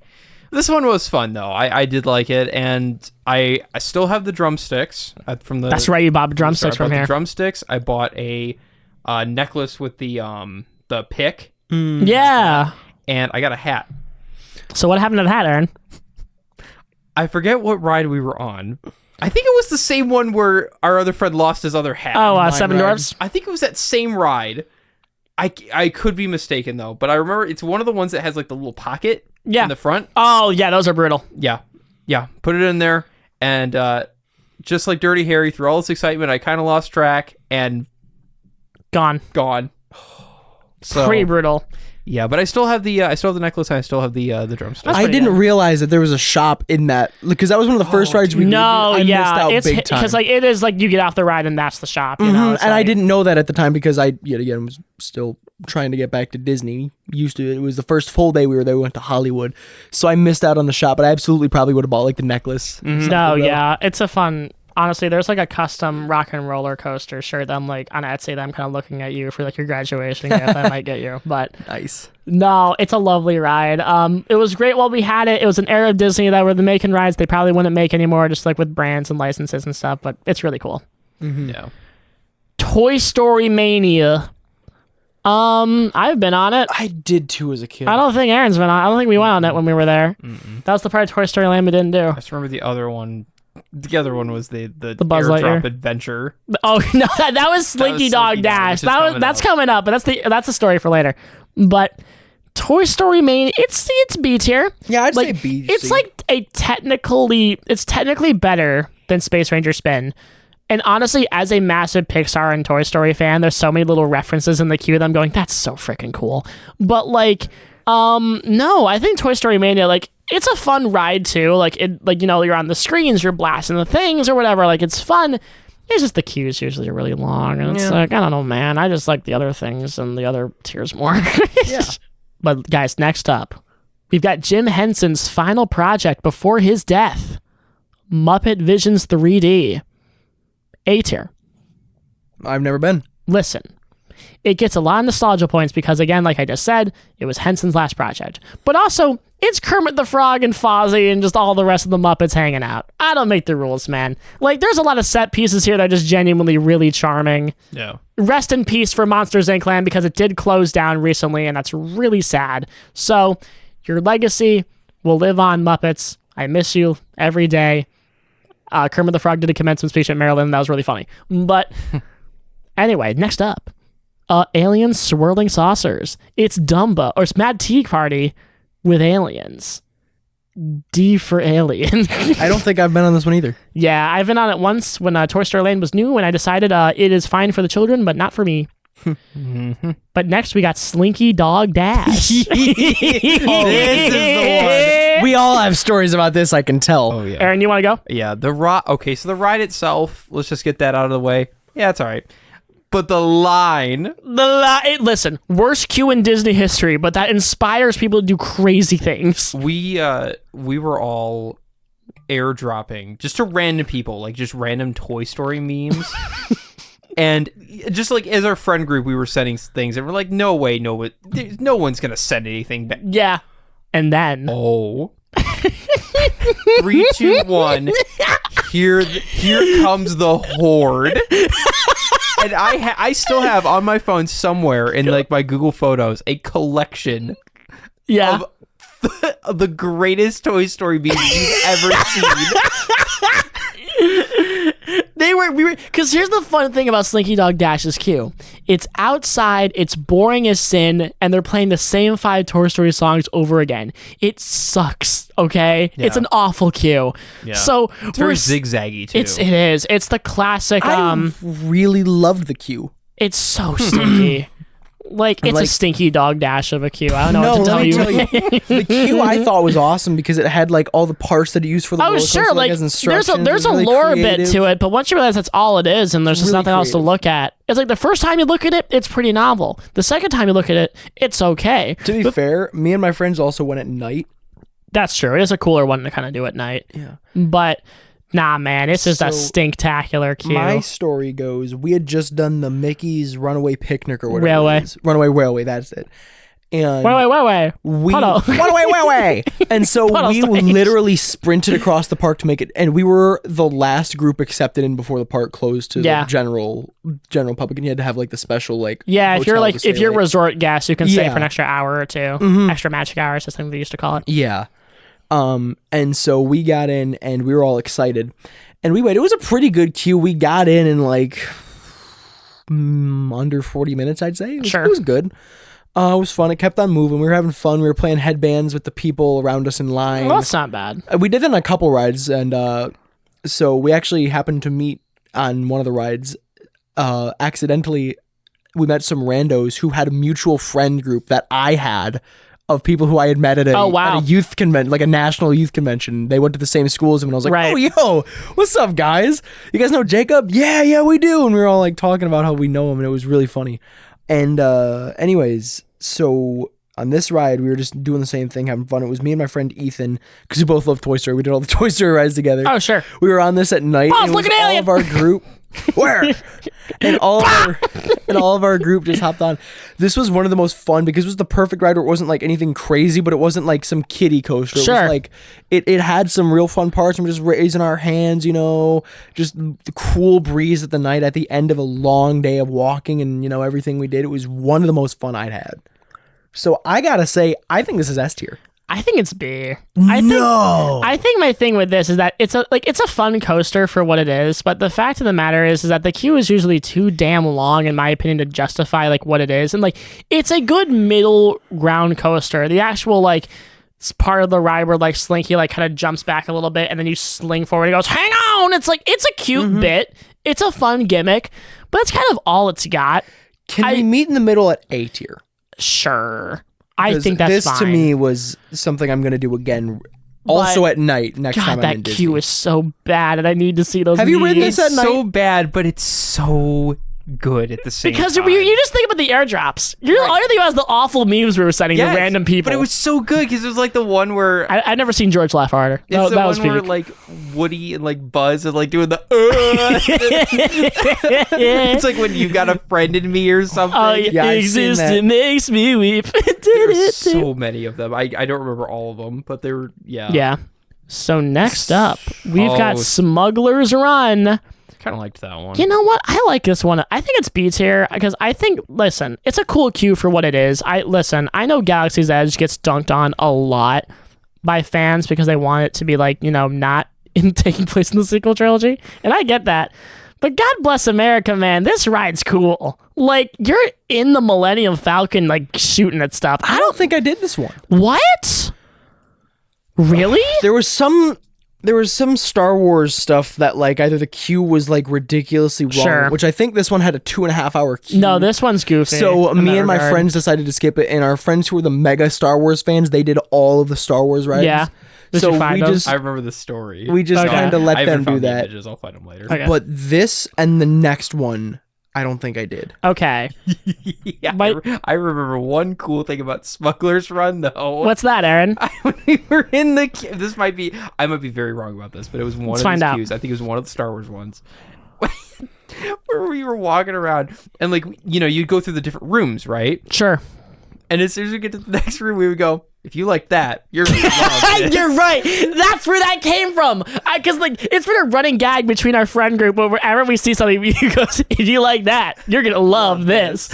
And the whole time I'm sitting there like stressed, trying to get my friends on all the cool rides. And Aaron and George, my buddy old pals, some of my best friends in the world, are going. It's like I hate everything, but like, listen. And I remember just being tears streaming down our faces. And I'm just sitting there, just going like, me and Alan and some of our other friends are going, what is happening? And It was like a mine. it's like losing our minds over Smuggler's Run and Hollywood Studios.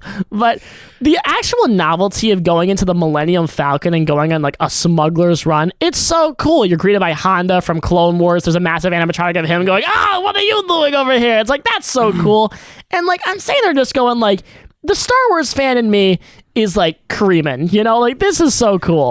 But like, Was he? oh dude, and like I got to be the pilot of the ship, and like when I was here with the five, and it was perfect because there was 5 other people in our group, so all 6 of us could go on the ride. And That's like, always good, It's though. so fun, and like I got to put the Millennium Falcon to light speed or whatever it was, and it was like that is such a core memory Yeah, of that that's trip to fair. me. I was like, I will. That's so I also lovely. loved how the cast members would ask you how many's in your group, and they would try and make it work where you could all go at once. Yeah, and That it's- was really nice. There's a of us. lot of fun parts about this ride, but also it's like it is the same mission every time. They are fixing that. They are adding a Mandalorian themed mission sometime soon, which is very cool because I love the Mandalorian. But yeah, B tier. All right, I'll trust you on that one. Next This up- next one I also haven't been on. We got Star Tours. This is a classic. This was built in Disneyland in the 80s as part of their initiative to bring more thrill-like rides into the park, and then they put it in Hollywood Studios later on. And it's a simulator ride.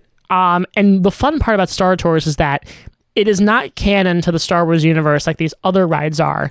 So they just like throw everything at the kitchen sink at you. Like on my last ride through when I was there with my family, I think I got placed in Hoth or whatever, like during like episode 5 where like the Empire and the Rebels are fighting.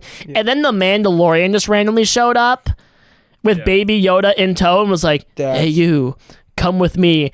And then we went to like Jar Jar's home planet, like the underwater part from episode 1. And- Naboo. yeah, we went to Naboo. We saw the Gungans or whatever. And it's like, I hate episode 1 with a passion, but like that was still kind of cool. But like, I'm sitting there just going like, this ride is like the most like not canon thing ever. And I freaking love it for that. No, yeah, Like- it's fun when they do that sometimes. Like, I just like seeing all these, and like, it's like, there's a really fun bit where it's like they choose someone in the audience who gets to be the rebel spy and like Vader keeps chasing them down or whatever. And like sometimes Boba Fett shows up or sometimes other different characters shows up and they keep updating the ride today. Like they just updated new things for the Ahsoka show to appear or the Andor show. Like it's one of those rides that like it's a really slept on part Okay. of Hollywood Studios. I think it's A tier. Like I get dunked on a lot for that, but it's like the queue is really lovely. C-3PO and R2 are just so wonderful, and like hanging out with them and like having them there is great. Like it's the most charming Disney Star Wars thing, I think, in the park. Yeah. High key. Okay. A tier. That's right. I remember the boys liking this one, so. Also, the gift shop is really cool. Nice. I had a quick story. I remember one time, because for a while there, this was the only Star Wars thing in the park, so it had really long waits. So sometimes they sold like exclusive merchandise. And I remember one of the things that I bought there was I bought a figure of Pete, like from Disney, good old Pete, the fat guy, dressed up as Jango Fett. Oh. It's so random. He lives on my shelf and I love him. That's cool. And then the other thing that was randomly there was one time was, for anyone who knows me, I love Lilo and Stitch. It's my favorite movie of all time. I love Stitch. He's my boy. I love that guy. And they had a plush of Stitch with a Jedi robe. And I was like, I've already bought a plush of Stitch as Yoda. And I was like, there's one of Grievous that I never bought because, the 4 arms, of course, he'd be Grievous. Oh, I need that. But I'm sitting there just going like, oh, I want to buy the thing of Stitch with a Jedi robe. And I reached to pick it up. It was in a really high part of the store. It's like the only one there. And I was like, oh, and then the cast member goes, hey, don't touch that. That's display only. And I'm like, oh, okay. And then I left the gift shop all sad. And I was like, you can't show me Stitch and have me not like it. Like, what the heck? What's wrong with you, Disney? So, guys. This next one, I've got a story. Before we do that, what year did we go to Disney? That was 2022. 2022, okay.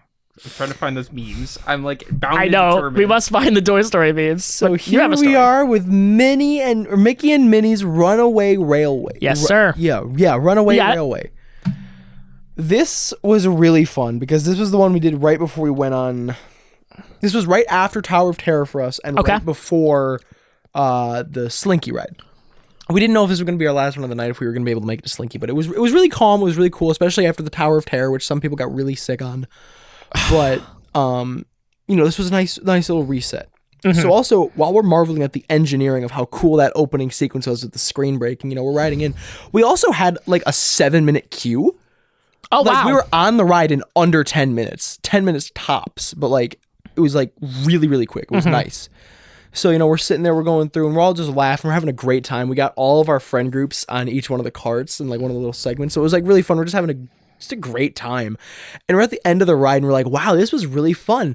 And then Goofy starts talking. Oh, no. Hey, picnickers. Yeah, he goes, hope you had fun, picnickers. Yeah. And all of our eyes shoot up. We go, what did he say? Gosh. And we were all crying laughing. And so for the rest of the trip, we kept on referring to each other as picnickers. No. And so we're walking to the next ride, Slinky's Dash, and it's me and my Mickey voice. So I'm going, oh boy, thank you, picnickers. No. And my friend Judah's doing it in the Goofy voice because we're both good with each of those voices. Yeah. And our friends are crying, laughing as we're having genuine conversations. Who can call each other the most mean and dicey sounding phrase of picnicker, it's which the was most magical hilarious. place on earth. We can't just put this away for 2 seconds. Oh, dude, it was so funny. So I gotta say, for the memories, it was A or B for me. Fair enough. I can't argue on that. I think it belongs at A or B. It's a fun ride. Really good ride. I want to do it again. It was simple too. It was a nice ride. Yet again, not too. Aaron, did you find the memes? I have found the memes. Oh, can you show us some of them? I found them on my old iCloud. Ooh. So there's some real classics in here. Including Yeah. Yeah. You got it. Yeah. Including level 1 crook and level 100 mafia boss. What is this?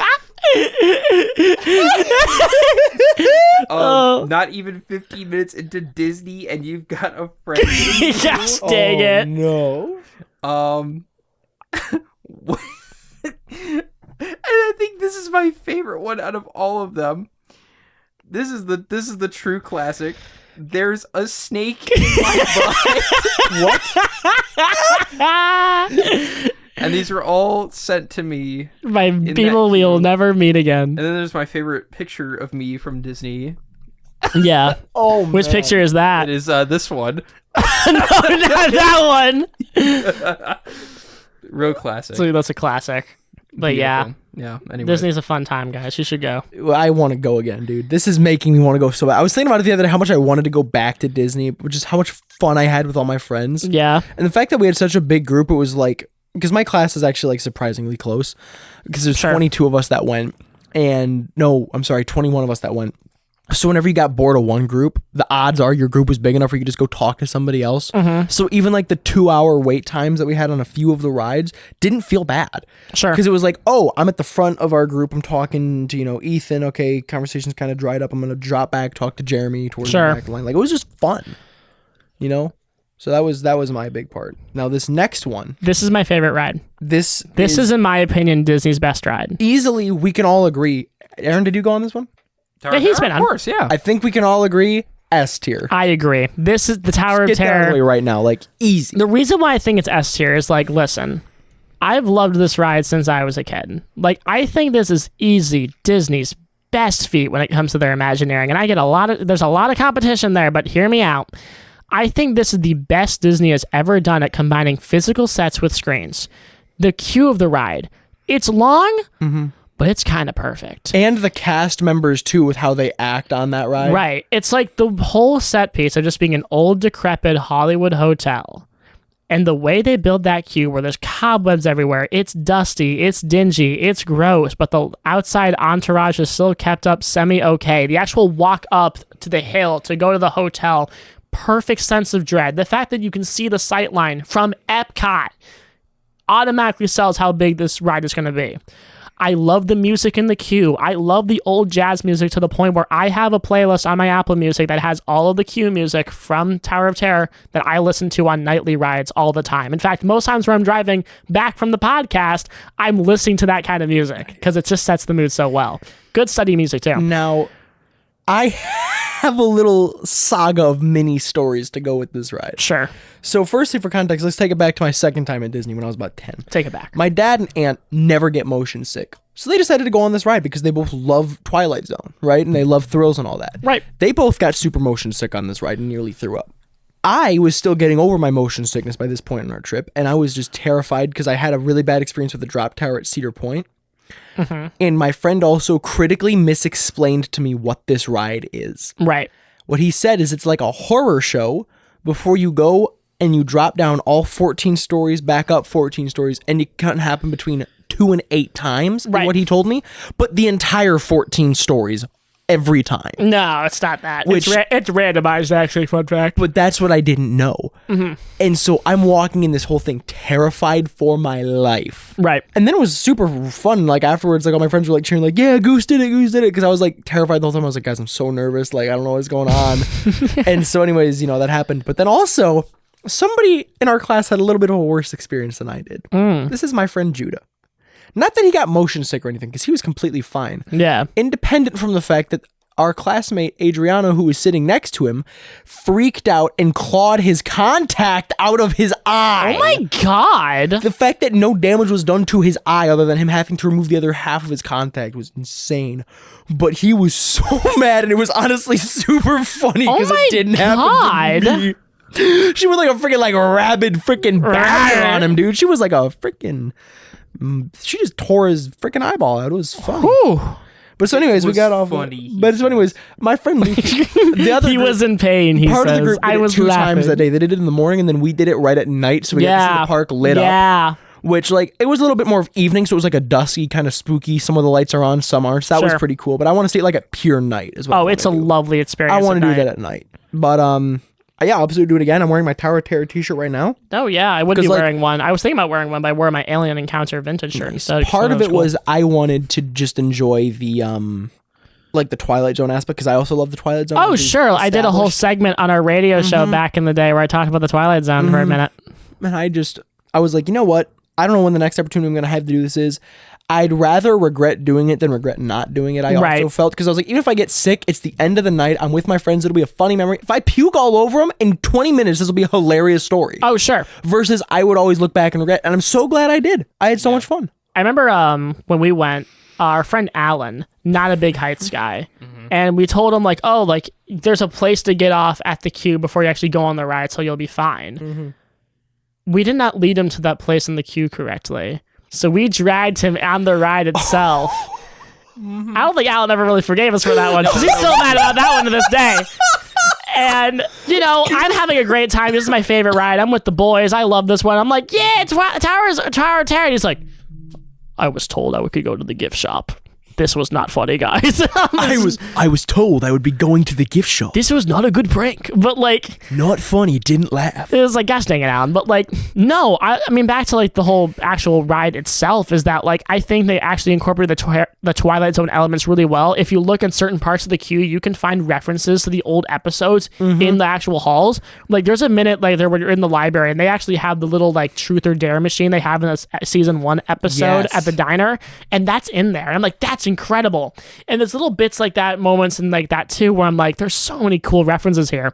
They have the fun little pre-show video with Rod Sterling, which that's technically not his voice. That's a reused clip from an older episode, and someone else did the voice, but apparently the voice is so good a lot of people don't know. And the actual, like, again, this is where I like Splash Mountain a lot too, is that the sense of dread that's built up from the actual ride is an experience in of itself. You walk up to it, you see how big it is, you hear people screaming from the outside, you go in, it's dingy, it's gross, you see the pre-show video, you go into the dingy engine room of the hotel, then you get on the elevator, and then the scares ensue. It's such a masterful build-up as before you even go on the attraction. It's Imagineering at its best with set piece making. Oh, absolutely.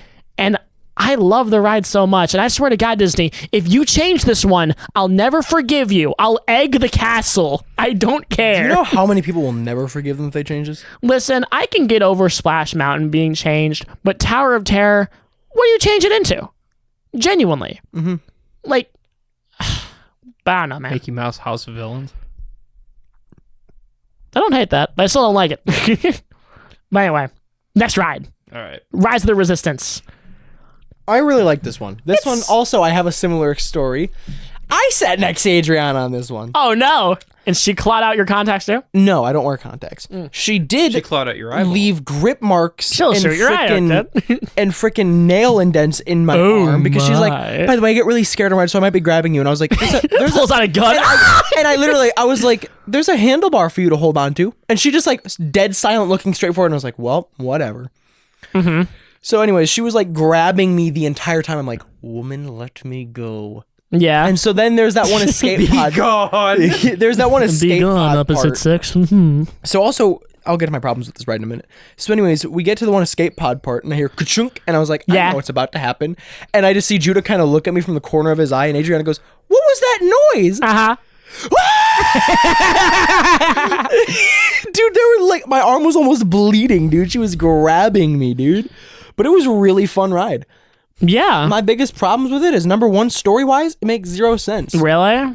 Because you escape pod back onto the planet you just got off of where your hidden base was already found out. Yeah, but they don't track that escape pod because Kylo Ren's too busy getting sucked in by Yes. space. But that's the other problem I had with this was Kylo Ren. One thing that would have been so easy to do is when you're trying to escape Kylo Ren, instead of him saying, come here, boy. It would have been so cool if he like used the Force and then the ship got hit and that's what distracted him and you get to escape. Isn't right? that what happened? Like No. he's pushing you back and forth and then something happens? No, it's the ship gets hit and you start like tilting all over, but he never used the Force. Yeah, to, like, he catch used you. the Force. Not on our ride. He used Because it on- all of us were complaining about that when we got off. I remember him using the Force. He didn't use the Force, and that's what made all of us like kind of upset. We're like, oh, well, this would Like he pushed us. Thing. Aaron, am I tripping? Because we went on this. Didn't he like push us back and forth? He and didn't back do that and I to do us. remember that. He didn't do that Like to us. he used That's the why I was so Force, confused. right? Like I don't- do remember that very vaguely. Yes. But my thing with this ride is that I think it's A tier for me. I don't think it's S. No, I could give it A tier. Mainly because I think, for one thing, the queue is fine for what it is. And, you know, a lot of this ride really depends on how much you fuck with the sequel trilogy. And listen, I don't hate the movies. I think they're okay. I think they're better than the prequels. That's my hot take. But, you know, they're a very specific point in Star Wars history that you got to know your stuff on if you want to enjoy it. Granted, I actually like a lot of the sequel characters a lot. Like, I'm over here going like, oh, hey, it's Rey. It's Daisy Ridley. Like, this is rad. Oh, it's Oscar Isaac's Poe Dameron. Oh, it's John Boyega. Like, oh, it's BB-8. It's Maz Kanata. It's like all these characters that I kind of like. And I'm like, this is rad. But like, and again, like, I think there's a lot of set piece making in the ride that's actually really cool. Granted, there's probably one too many queues, but hey, like, you go in a little escape pod and like there's Admiral Akbar's son, because Admiral Akbar died in Last Jedi, if I remember correctly, blah, blah, blah. But like, there's Admiral Akbar's son and he's hanging out there. Like, oh, and here's like the actual like because the Empire intercepts you, and it's a whole, and you see General Hux on the screen. It's like, that's cool. And then you go into the hangar where all the stormtroopers are for a wonderful set piece. That was a cool photo. And then the actual like people in the queue at that point are just like rude to you the whole time because it's the First Order. And it's like, that's so lovely. You're a prisoner. It was I really love cool. those little details. And you actually get on the ride itself, and the ride itself is good. I don't think it's amazing. I think it has a lot of really cool set pieces and a lot of really cool engineering behind like the lightsaber door actually happening, and you going on like a secret shuttle, and like seeing seeing Finn and Poe in their little animatronic forms. I liked like how it ran animatronic itself. And speaking to the drop, I remember because we went on Rise of the Resistance with like I think our whole class, if I remember correctly, and I'm sitting next to my friend Abby, and like she like no I think I was the only one of the few people there who knew the drop was coming, so I'm like, oh okay, here we go, and I just hear like I think she like grabbed my arm like the handlebar. It was very funny. But no, I think like if you like Star Wars, you'll probably like this ride. I just think the more you ride it, a lot of it's like honestly this ride is a lot like The Force Awakens, where the first time you watch The Force Awakens you go, wow, this is really great. Then you watch The Force Awakens second time and go, it's all right. Then the third time you watch it you're going, it's okay. And it just kind of goes from there. Yeah. Deterioration. No, and I still like The Force that. Awakens, though. It's still a fun movie. No, and that's I my can hot get take. that. But for me, it's like, I really, especially in middle school, used to be a huge Star Wars nerd. Like, all of it, I just knew. Sure. And so, I really did enjoy this. I'm not a sequels fan, but I did enjoy this a lot. And I like Rey a lot, so I also enjoyed James Arnold Taylor playing Akbar's son. I love Akbar's Akbar, son. that's it. It was really, really just a fun thing, and I recognized that, and I was like, Luke, that's Magneto, because we both love Rivals. He was like, no way. Yeah. So that was just a fun little connection too. But it's a cute ride. other than that, yeah, I loved it. I love Kylo Ren. I love Rey. I love all these characters. I think it's a really fun ride for what it is. It's not peak, but you know what? That's okay. Yeah. Next we got Dumbo. D for Dumbo. Did not go. Never been. It's fine for what it is, but honestly, it's just a ride that doesn't do much for me. This is just a random train. Just throw that in have not ridden. Doesn't really matter. Triceratops spin. It's Dumbo with dinosaurs. D. It's tough to be a bug. We did not go on this when we went to Disney. We didn't go on this either, and I don't think I've been on it. I went to this. This is a C-tier show. It's the show they played because it closed down, fun fact, actually recently, so they can open the Zootopia show in its place, where it was a Bug's Life show they played in the Tree of Life, the big old tree in Animal Kingdom. It's cute for what it is. It's fine. It's not going to blow your socks off. The animatronics are a little dated, but seeing a massive Hopper animatronic come out of the stage was kind of cool or whatever, and like seeing Flick was pretty fun. But I don't know. This one really hemorrhages how much you like Bug's Life. And I've always been in the opinion that Bug's Life is kind of just all right. Doesn't do much for me. I haven't seen that movie in years. It's one of my favorites. Kevin Spacey plays the villain. Oh, I know. That's all you need to know. I gotta rewatch it. Just like in real life, but anyway. He really is. He really is. Kevin But Spacey was quite the villain in House of Cards. Baby Driver. That too. But Cali River Rapids. We went on this one. That's where our famous picture of Alan saying this man approves of the forceful removal of the French comes from. Was this the one in Animal Kingdom where it's all splashy? Yep. Yep, I went on this one. This was the second ride we went on, bro. This is a really fun ride. Like, granted, if you think Splash Mountain gets you wet, wait till Cali River Rapids, my I got gamer. more wet on Splash Mountain. Really? If you get hit at the right angle in this ride, you're cooked. No, but here's what happened. Your britches soiled. We asked the lady, we go, how wet are you going to get at a scale of 1 to 10? She goes, 10. And so we're all like, oh, No, we're gonna even get by drenched. Orlando standards, I'd give this a 7 or an 8. Ours was like a 5 or 6. You want to actually get wet at a theme park? Go to Universal's Islands of Adventures and go on Dudley Do Ride's Ripsaw Falls and Popeye and Bluto's actual, like, that ride. Those rides get you destroyed. Yeah, but so we're all expecting to be absolutely drenched, and like a couple of the drops that happened, we were just spinning around. We're all sitting there. I was barely wet at all somehow. Sure. And we're all looking at each other. We're like, "Gang, we're fine." Like, what was that? It So really all depends got on how off. you hit it. We all got off and kept on walking to the safari. We're like making fun of the lady. We're like, "Bro, like, what was she talking about? A 10? Like, this is not a 10, bro." Bro got hit by a super soaker one time and it was the craziest experience of her life. Exactly. Like, we thought it was fun. Granted, that doesn't take away from the fun value at all. No, It actually sure. added so we weren't soaked the whole rest of the time. But like the wettest of us, the twins in our class, the Nolan and Landon, they went and they just started hugging all the dry people who didn't want to go on the ride. that's They funny. nearly got punched in the face by Lincoln. They should. It was I would have so punched funny. them. But I think it's like a B tier attraction for what it is. I think it's pretty fun. Yeah, this one was fun. I liked it. Depends how you get hit. Next up, we got Navi River Journey, the water ride, and Pandora. Now listen, as we learned by last week, I'm a big Avatar fan. So I kind of just like hanging out in Pandora. A lot of people don't. Avatar Land. It was the land of Pandora, technically. Yeah. But you know what? I think it's C tier. I think it's C for crotch. That's my answer. But my thing with this ride is that, like, it has one really impressive animatronic, and that's all it's got. The other parts of it are kind of cool and cute. But other than that, it's okay. I don't know. I like Avatar, so I know a lot of people don't like this ride, but it's like, I think it's okay. This next one I also haven't read. Dinosaur. We went on this one. Not related to the Disney movie The Same Day, which sucks balls. And Aaron, if you want to talk about that one, we can. Yeah. But like, it's really bad. I don't want the movie's bad, but the thing that always makes me laugh is the poster. The poster. The dinosaur's doofy grin. What is that smile? I know, Aaron. What is that? I asked myself the same day. Like a good old Aladar, whatever his name is. Why did they do it like that? Mm-hmm. Why? Who greenlit that? Someone not smart. I don't know what to tell you. But the ride itself, fun fact, this ride used to be sponsored by McDonald's for the first year of its existence before they left the park. That's a story for another day. Mickey Dinosaurs. Yeah. It was called Dinosaur Race to Extinction, brought to you by McDonald's. Oh, man. A title. Ronald was coming down as the meteor, destroying the dinosaurs himself. And here comes a giant fist! Patrick, no! But no, I think this ride's kind of fun for what it is. The problem is that it just has not gotten great with age. So high key C tier, it's like, listen, I like it. It's fun. It's 90s Disney cheese at its cheesiest, in my opinion. It's also just too dark. Like, you just cannot see some of the animatronics happening in front of you, and that's just kind of a shame. But next up, Kilimanjaro Safaris. The reason why Animal Kingdom was probably built. This ride's a banger. Oh, wait, is this the safari ride? Yes. Oh, yeah, S tier. No questions asked. S for Safari. The amount of engineering feats they had to do to get the animals in their place, masterful. We also got to see the lions getting freaky when we went. Oh. It was fun. That's not good. We got photos. You found Simba. You have photos. No. We saw the making of Simba. The lion was not sleeping tonight. Oh, you saw Akuna Matitas. That's not good. Yeah. Oh. No, but it was fun though. It was really enjoyable. Were you going to be prepared? I just enjoy like looking around and like seeing just God's beautiful creatures and like just looking at them. And Scar was there, and they're citing off all these facts. Overseeing the mating. We're with our friends we're with our friend Judah, who played Scar in our school's recent Lion King musical. And so like when we pass the lions, everybody goes, "Yo, Judah, is that you?" And then the lion starts just going to town, and we go, "Judah, I hope that's not you."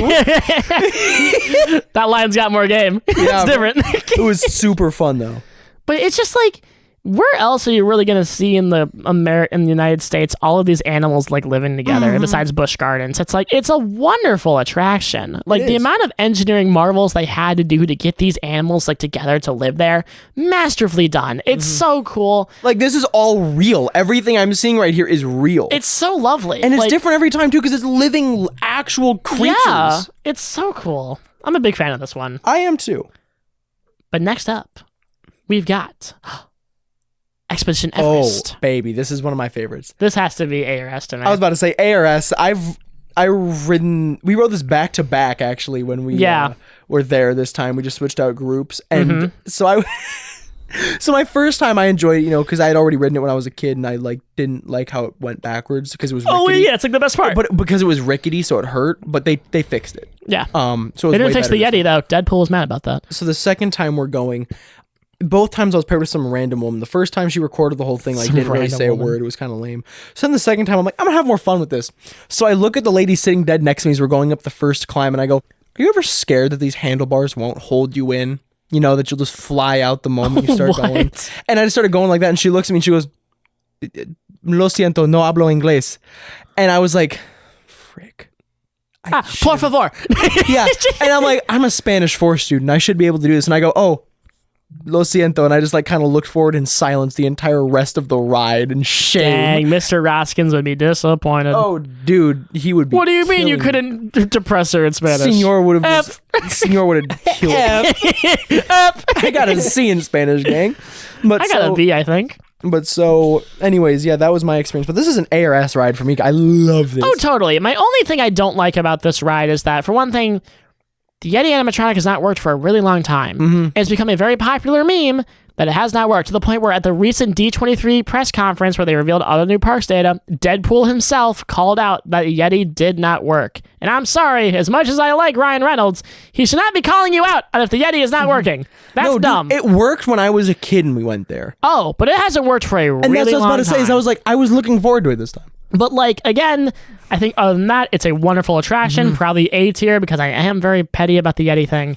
Petty Yeti. But petty Yeti. No, other than that, it literally be an S tier. Oh no, but it's a lovely ride. I love the queue. I have a little plush Yeti that I got back in the day. And that he's became a recurring character in the childhood circus. And I was like, that's a really fun. Cool. That's a fun memory. That's fun. But no, Expedition Everest, A tier. Great ride at Animal Kingdom.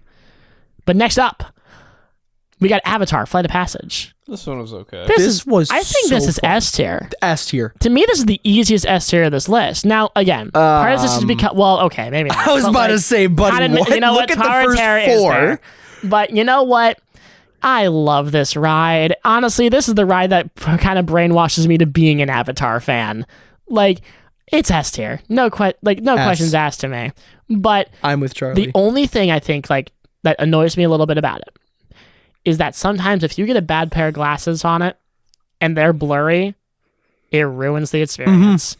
Granted, I've gotten very lucky in the sense that really hasn't happened to me. So I'm okay. But other than that, the amount of detail they put into the actual system of like the Banshee motorcycle that you're on, it breathes while you're on it. Like the lungs itself are pushing up against your legs. That's so stupid creative. I don't make the rules. Actually being able to like fly around like as a Banshee and like hang out on like Pandora. Again, I keep saying it, but it's like like Soarin' on crack. It's so immersive in that regard. The actual like score backing track that they play is wonderful. And the fact that they gave so much like reason for why it's there in Animal Kingdom, how it relates to the themes of the park, that being conservation and preserving wildlife, something that a lot of people thought they couldn't do with this land, masterstroke. It's so well done. Masterstroke? It's so, dude. Is that your nickname back in high school? Dude, what was your, like, junior stroke? Junior stroke. That's what they called P. Diddy. But anyway, but, like, the point is that... Oh, ayo. Anyway, but... What do you say about Jimmy P? No! James Cameron is innocent! But my point is that I think for what this ride provides and what it offers, and how lovely it is that they took the Avatar movies, a movie series that a lot of people are not the biggest fans of, and turned it into such a wonderful attraction in the context of the Disney World parks. Masterfully done. Yeah. So lovely. I gotta say, this was the first ride we did when we hit Disney. Because Animal Kingdom, you know, I'd argue there's the least to do. Plus you have to find things to do there. Plus also, like, we only had like a half day there. So we're like, you know what, let's just knock out Animal Kingdom, and then the wrap up the night we headed to Epcot and watched the fireworks, which was awesome. Sure. We also ate at a British fish and chips place that was so good. We get there and we go straight to the World Tree or whatever it's called. Yeah, Tree of Life. Tree of Life, like the big Avatar tree, and we're like, okay, whatever, this is kind of cool. That's a different thing, yeah. And we're walking in, and Tree of Souls, whatever it's called. I don't remember. we're looking at all the Look at the floating Avatar thing in the and we're like, queue. this is pretty cool. Like, that's so cool. But like, none of us were big Avatar fans, and Luke was like, trust, this gets so much better. And so we're like, okay, whatever, we trust you. We get in. We didn't realize it was a big theater, like where every ride experience is sharing the same ride.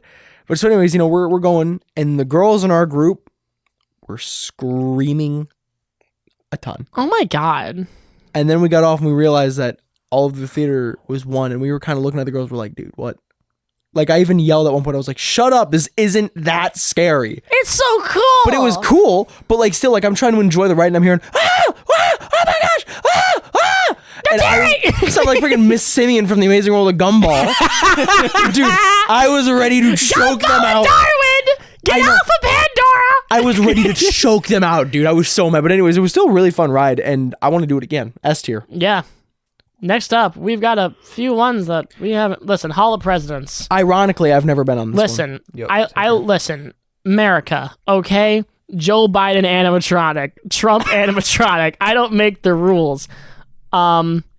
It's such a weird ride in Disney history that, like, you'd think they would close it down because you'd think having anything political in your Disney World park would be bad. But no, it's a long-standing tradition that whenever a new president is inducted into office, they build a new animatronic for them, and they change the show up a little bit. I think that's a very lovely idea. How realistic are they? You know what? I think Trump's is a little off, but that's just me. If anything, he's handsomer as the animatronic than the real man. But like the animatronic Trump, I do some crazy things to him. Real Trump, get me away. But that's my take. That's not a nice thing to say, Charlie. That's not a nice thing to say, though. That's a really mean thing. A lot of people are saying. A lot of people say Joe Biden animatronic. He is standing, so it is lore inaccurate. But but. How about the Barack Obama one? The Obama was actually pretty good. I like Obama's animatronic, but. Oh yeah, that isn't bad. Yeah, right? You get it. It's pretty good. Not bad. Oh yeah. Can I see it again? It's just yeah. Trump's animatronic is not that bad. But the point is that like I think for what it is, it's a lovely little talk about America. And especially in a Disney World environment where I think they honestly wouldn't make something like this today. I honestly think that needs to be talked about more. Like, it's a really lovely look at the history of our country through the lens of a Disney park. And the queue itself, you're waiting in, like, the presidential office, and there's so many little history knickknacks and doodads. That's cool. It's like, it makes you feel good about your country after you watch it. And you know what? In today's day and age, we need more of that. Mm-hmm. I think it deserves A tier. That's my hot take. A for America. Yeah, America! What is these next? It's a small world. I don't think I've been on any of these. I don't really like it. I think it's a D tier. I didn't take the boys on this one. I'll keep it a buck. And last up, Jungle Cruise. Guys, I'm a keep it a buck. I have not been on Jungle Cruise since I was 10. I remember liking it a lot. I remember, like, the skipper, if you have a good skipper. Fun fact, Josh Gad, the voice actor of Olaf, was rejected for being a Disneyland skipper. And then later on, they gave him the privilege of being skipper for a day, and it was really cute. But B tier, just to satisfy people. And then the Liberty Square Riverboat, I have not ridden because I just genuinely haven't. And there you go! Wow. What a list. This I like this. is fun. This is pretty stacked. I want to go back so bad. Maybe we should. In a couple years down the line, the podcast makes some money. The boys go to Disney, record a podcast about our experiences, maybe record a vlog. Fun little stretch goal. We'll record the podcast at Disney. In the queue. Bring out the board. It's the other day. Our new Splash Mountain photo is with the board. Oh God, please, with a plastic bag in it. The board, all the microphones. It's the other day. Heck yeah. But no, the moral of the story is, hey, Disney's a lovely experience if you're with the right people. It's true. We have so many memories, so many stories, probably some that we forgot about that we might have to get back to later. There were ones I couldn't cover for relativity reasons, and some I couldn't cover for other reasons, and some I definitely forgot. Fair enough. I do remember there was one at it was near where the hotel that we were at, where there was like this squirrel that was like really cool. He would like just come like right up to you, like he'd no fear at all. Yeah, do you have the Gangnam style in front of you or something? Absolutely. So I took a couple pictures of him, and this lady behind me, she was like, "Wow, those are pretty cool. Can you send them to me?" And so I did, and she was like I talked to her for a little bit. She was like from Georgia. Yeah, they don't have squirrels there. No, not at all. And so I sent the pictures to her, and I never saw her again. I don't remember that at all. I don't think you told me that one. No, I saw the pictures of the squirrel nice. here too. Why was he the cool squirrel? I don't know, because he wasn't afraid of anybody. Interesting. Like pick him up. Don't pick him up. You know what? That reminds me of a little story to close off. Oh, this one. So I was there.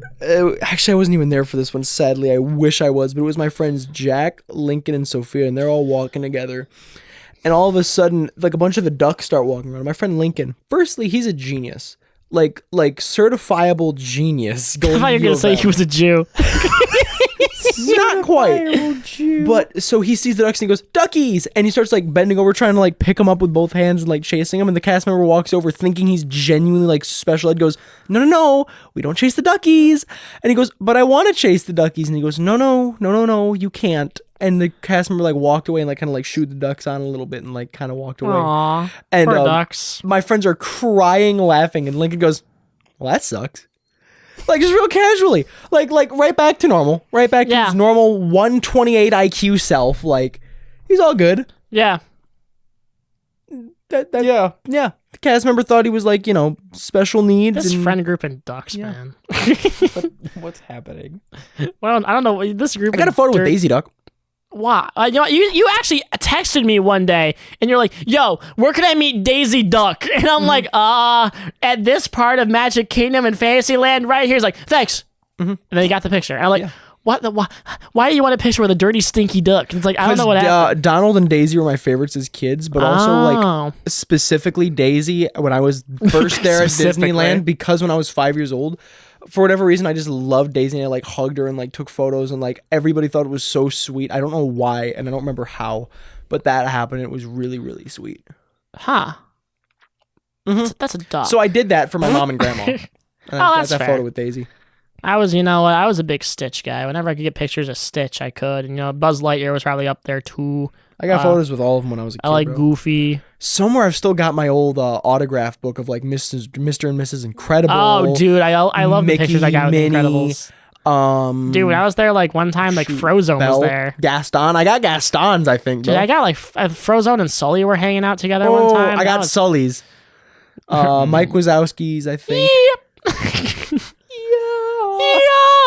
I got Goofy. Oh, I got a photo with Pluto too. I forgot about that when I was last there. Dude, how come Pluto gets to stand on his two legs like Goofy does in the parks, but in the real world, like he's on his fours? I don't know, man. Remember? You know what? It's the evolution. The evolution theory from last time. I forgot. See, this is like the midway stage. Oh, you're right. In between Pluto he's the missing link. So the photos I got was Star-Lord, Daisy, Earl, and Pluto. Yeah.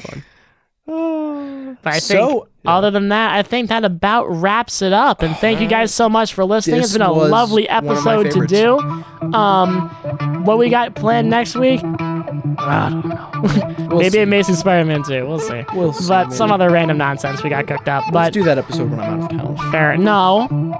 You need to be here for it. Perfect movie, no flaws. But guys, thank you so much for listening. We're gonna have a nice little end card to tell you what socials you can find us at and what other platforms you can listen to us on. If you're really curious, look us up on rss.com. All of our podcast platforms are on there. We got a bunch of socials you can watch, a bunch of YouTube videos. We're also on our YouTube channel. We have a nice little end card describing it. But other than that, I've been Charlie Robison, and I'll see y'all next time. I've been Brice Guskovict. I hope to see you guys next week. And I'm Aaron Gresser. I hope I'm here. I probably will be. Yeah. I'm the most consistent. That's true. I think I still have the best. I've only missed one episode. Yep, that's right. And I've missed a few, but I always insert myself somehow. That's true. So I'm Hey still guys. Here. Hey guys, I'm still here. Yay. Yay. All right, we'll see you all next time. Whoop!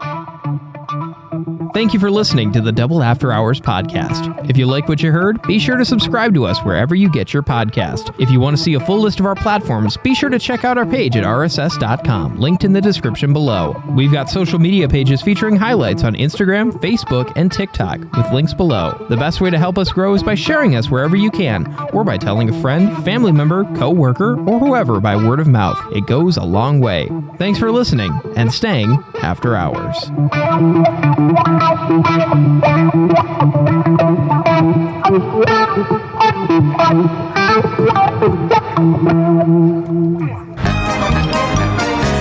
Stewie, I know you're a little mad at me right now, but when you see where I'm taking you, you're gonna change your mind. Oh, yeah, right, I'm gonna change my mind.